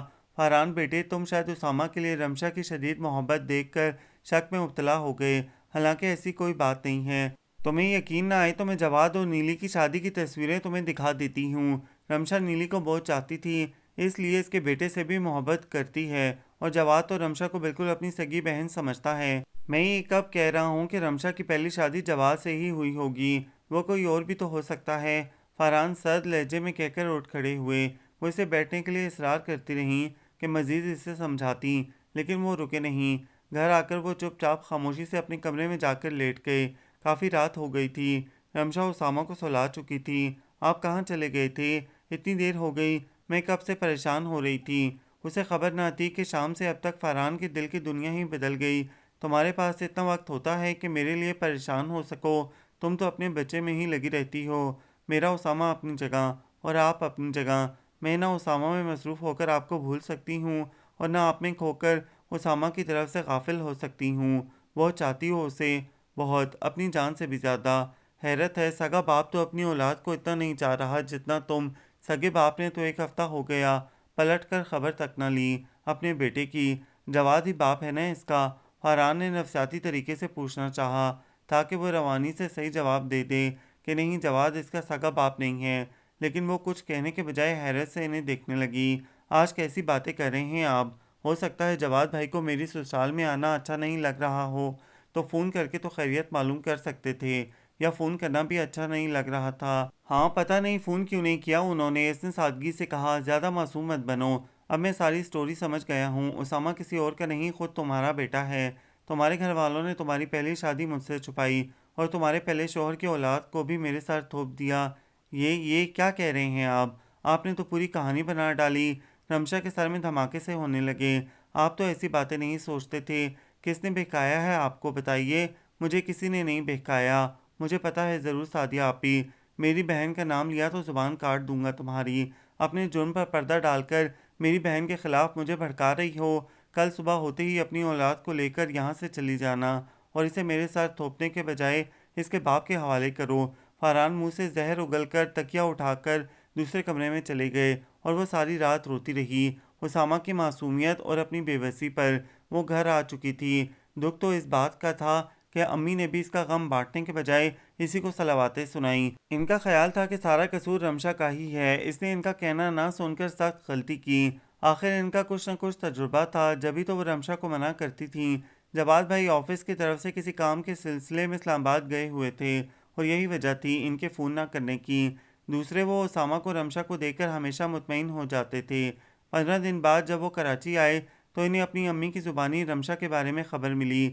وہ انتہائی پریشان اور نادم ہو گئے کہ ان کی وجہ سے، ان کے بیٹے کی وجہ سے رمشا کا گھر برباد ہو گیا۔ وہ فوراً چچی کے گھر پہنچے۔ چچی تو اسے دیکھ کر دوسرے کمرے میں چلی گئیں، البتہ رمشا اسامہ کو لے کر ڈرائنگ روم میں آ گئی۔ جواد کو اسے دیکھ کر بہت دکھ ہوا۔ ملگجے سے کپڑوں میں وہ خود بھی بکھری بکھری سی ہو رہی تھی۔ جواد نے اسامہ کو گود میں لے کر پیار کیا۔ تم کب آئیں؟ 1 ہفتہ ہو گیا، وہ آہستہ سے بولی۔ مجھے پتہ چلا تھا، امی نے مجھے بتایا تھا۔ مجھے بہت دکھ ہوا کہ میری وجہ سے تمہارا گھر برباد ہو رہا ہے۔ اس میں آپ کا کیا قصور؟ لیکن تم فکر نہ کرو، میں انشاءاللہ ضرور کچھ نہ کچھ کروں گا۔ اسامہ کیسا رہا میرے بغیر؟ فرسٹ کلاس، بالکل بھی تنگ نہیں کیا۔ ہاں مجھے پتہ ہے، تمہاری محبت میں یہ مجھے بھی بھول جاتا ہے۔ بچے کو جس سے بھی محبت ملے وہ اسی کی طرف لپکتا ہے۔ تم پریشان مت ہو بیٹا، تم مجھے ہمیشہ بالکل اپنی سگی بہن کی طرح عزیز رہی ہو۔ میں فاران سے بات کروں گا۔ نہیں، ان سے بات کرنے کا کوئی فائدہ نہیں، وہ کسی کا یقین نہیں کریں گے، لیکن میں سب ٹھیک کر لوں گا۔ میں نے ایک فیصلہ کیا ہے، بلکہ فیصلہ تو کر چکا، اب اس پر عمل درآمد کروں گا۔ اچھا میں چلتا ہوں۔ جواد اسامہ کو پیار کر کے چلے گئے۔ وہ گمسم ذہن کے ساتھ وہیں بیٹھی رہی۔ نازیہ 2 دن سے امی سے بحث کر رہی تھی کہ آپ لوگوں نے بھابھی پر بلا وجہ الزام لگایا ہے، بھائی نے انہیں ان کے گھر بھیج کر ظلم کیا ہے۔ سعدیہ آپی کی تو عادت ہے ہی، ذرا سی بات کا فساد بنا دیتی ہیں، بلکہ بات کچھ بھی نہیں ہوتی ہے اور افسانہ بن جاتا ہے۔ میری منگنی تو سعدیہ آپی نے توڑوا دی، لیکن اب میں بھابھی کو برباد نہیں ہونے دوں گی۔ اب تو آپ لوگوں کو پتہ چل گیا کہ طارق بے قصور تھے، لیکن اب صرف آپ لوگوں کے پاس پچھتاوا ہی رہ گیا ہے۔ اسی طرح امی آپ بھابھی کے معاملے میں بھی پچھتائیں گی۔ سعدیہ آپی آپ کی بیٹی ہیں، اسی لیے آپ کو ان کی برائی نہیں لگ رہی، ورنہ ان کی یہ عادت اتنی خراب ہے کہ یہ گھروں کو اجاڑ دیتی ہیں، رشتے توڑوا دیتی ہے، اور افسوس اس بات کا ہے کہ انہیں اپنی اس بہت بڑی خامی کا احساس تک نہیں۔ اس کی آواز گلوگیر ہو گئی۔ آج وہ بلا جھجک امی کے سامنے سب کچھ بول پڑی تو وہ بھی اس کے دکھ پر دکھی ہو گئیں۔ میں فاران کو سمجھاؤں گی کہ وہ دلہن کو لے آئے اور تمہارے سلسلے میں بھی بات کروں گی، انہوں نے کچھ سوچ کر کہا۔ اسے ذرا برابر بھی یقین نہیں تھا کہ سب کچھ اتنی آسانی سے اور اتنی جلد ہو جائے گا۔ جواد بھائی 4 دن پہلے ہی تو اس سے مل کر گئے تھے، اور اب فاران، جواد بھائی اور ایک قبول صورت اجنبی خاتون ڈرائنگ روم میں موجود تھے، جن کا تعارف جواد بھائی نے اس طرح کرایا کہ یہ میری وائف ہے اور تمہاری بھابھی۔ اس کا تو منہ حیرت سے کھلا کا کھلا رہ گیا۔ فاران کی جواد بھائی کے ساتھ آمد کیا کم حیرت انگیز تھی، جو جواد بھائی نے ایک اور دھماکہ کر دیا۔ اسے بے اختیار بہت شدت کے ساتھ نیلی بھابھی یاد آئی۔ کس قدر بے وفا ہوتے ہیں مرد۔ جواد نیلی کی محبت کا کس قدر دعویٰ کرتے تھے، اور اب کتنے مزے سے دوسری شادی کر لی۔ پہلے تو تم اپنا منہ بند کرو اور اتنی حیران نہ ہو، میں تمہیں سب کچھ بتا دیتا ہوں، اور چچی آپ کو بھی۔ پھر انہوں نے جو کچھ بتایا اس کی تفصیل کچھ یوں تھی کہ جب انہیں پتہ چلا کہ فاران رمشا سے اسامہ کی وجہ سے ناراض ہے اور شدید غلط فہمی کا شکار ہے، تو وہ جو نیلی کے بعد کبھی نہ شادی کرنے کا فیصلہ کر چکے ہیں، محض اسامہ کی خاطر اور رمشا کا گھر برباد ہونے سے بچانے کے لیے شادی کرنے کا فیصلہ کر لیا، اور اس کے لیے انہیں اپنے آفس میں کام کرنے والی آسیہ بیگم سے زیادہ مناسب کوئی اور نہیں لگا۔ آسیہ بیگم ایک طلاق یافتہ عورت تھیں جنہیں ان کے شوہر نے اولاد پیدا نہ کرنے کی پاداش میں چھوڑ دیا تھا۔ وہ خود اولاد کو ترسی ہوئی ایک نیک اور محبت کرنے والی خاتون تھیں، اسی لیے جواد نے ان کا انتخاب کیا کہ وہ اسامہ کو سچی محبت اور ممتا دے سکتی تھیں۔ نکاح کے بعد وہ فاران کے پاس گئے اور انہیں سب تفصیل بتائی، ساتھ ہی مزید ثبوت کے لیے انہیں نیلی کی تصویریں دکھائیں۔ اسامہ ہو بہو نیلی کی کاپی تھا، اور یہی سب سے بڑا ثبوت تھا کہ اسامہ رمشا کا نہیں، نیلی کا بیٹا ہے۔ جواد نے کہا کہ رمشا تو معصوم سی اور ایک محبت کرنے والی لڑکی تھی، اور اس کے محبت کرنے کے جرم کی اتنی بڑی سزا کیوں دی گئی؟ جواد نے رمشا کو دیکھا جو سر جھکائے آنسو بہا رہی تھی۔ اپنی بے گناہی، اپنی معصومیت ثابت ہونے پر اسے خوشی ہو رہی تھی، لیکن اس کے ساتھ ہی اس بات کا دکھ بھی تھا کہ فاران نے اسے اچھی طرح جاننے کے باوجود اس پر شک کیا، اس کا اعتبار نہیں کیا۔ اب آئے بھی تو اس لیے کہ جواد بھائی نے وضاحتیں کی اور ثبوت پیش کیے، اس کا اعتبار کر کے تو نہیں آئے۔ وہ اٹھ کر اپنے کمرے میں چلی آئی، فاران کی طرف ایک ہلکی سی نگاہ تک نہیں ڈالی۔ فاران نے جواد کو دیکھا، وہ مسکرائے۔ اب ہمارا کام ختم ہوا، تمہارا کام شروع، تم خود جا کر اسے مناؤ، ویسے اتنا ناراض ہونا تو اس کا حق ہے۔ فاران زیر لب مسکراتے ہوئے اس کے کمرے میں چلے آئے۔ وہ بیڈ پر بیٹھی گھٹنوں میں منہ چھپا کر رو رہی تھی۔ فاران نے اس کے قریب بیٹھ کر اس کے کاندھوں پر ہاتھ رکھ کر اسے اٹھانا چاہا۔ رمشا، مجھے پتا ہے تم مجھ سے بہت ناراض ہو، تم میرا یقین تو نہیں کرو گی اگر میں کہوں کہ اگر جواد میرے پاس نہیں آتے تب بھی میں آج تمہیں لینے آتا۔ یہ امی کا آرڈر تھا اور خود میرے دل کا بھی۔ تم سے چند روز دور رہ کر مجھے لگا کہ میں تمہارے بغیر بالکل ادھورا ہی ہوں، میں تمہارے بغیر نہیں رہ سکتا، اسی لیے اگر تم اسامہ کی ماں ہوتی تب میں تمہیں قبول کرنے کو تیار ہو گیا تھا۔ ویسے آج ہی مجھے امی نے بتایا کہ ایک اور اسامہ ہمارے درمیان آنے والا ہے۔ پتہ نہیں میری محبت میں اتنے شراکت دار کیوں آ رہے ہیں۔ تم سے ایک درخواست ہے کہ صرف ایک لانا، ٹوئنز مت لے آنا، کہ میری محبت کے شراکت دار بڑھ جائیں۔ اس نے اتنے مزے سے کہا کہ وہ بے اختیار مسکرائی اور پھر شرما کر اس کے کندھے پر سر رکھ دیا۔ آپ سب کو یہ ناول کیسا لگا؟ کمنٹس میں اپنی رائے ضرور دیں، ہمیں انتظار رہے گا۔ ہمارے چینل کو لائک کریں، شیئر کریں، سبسکرائب کریں۔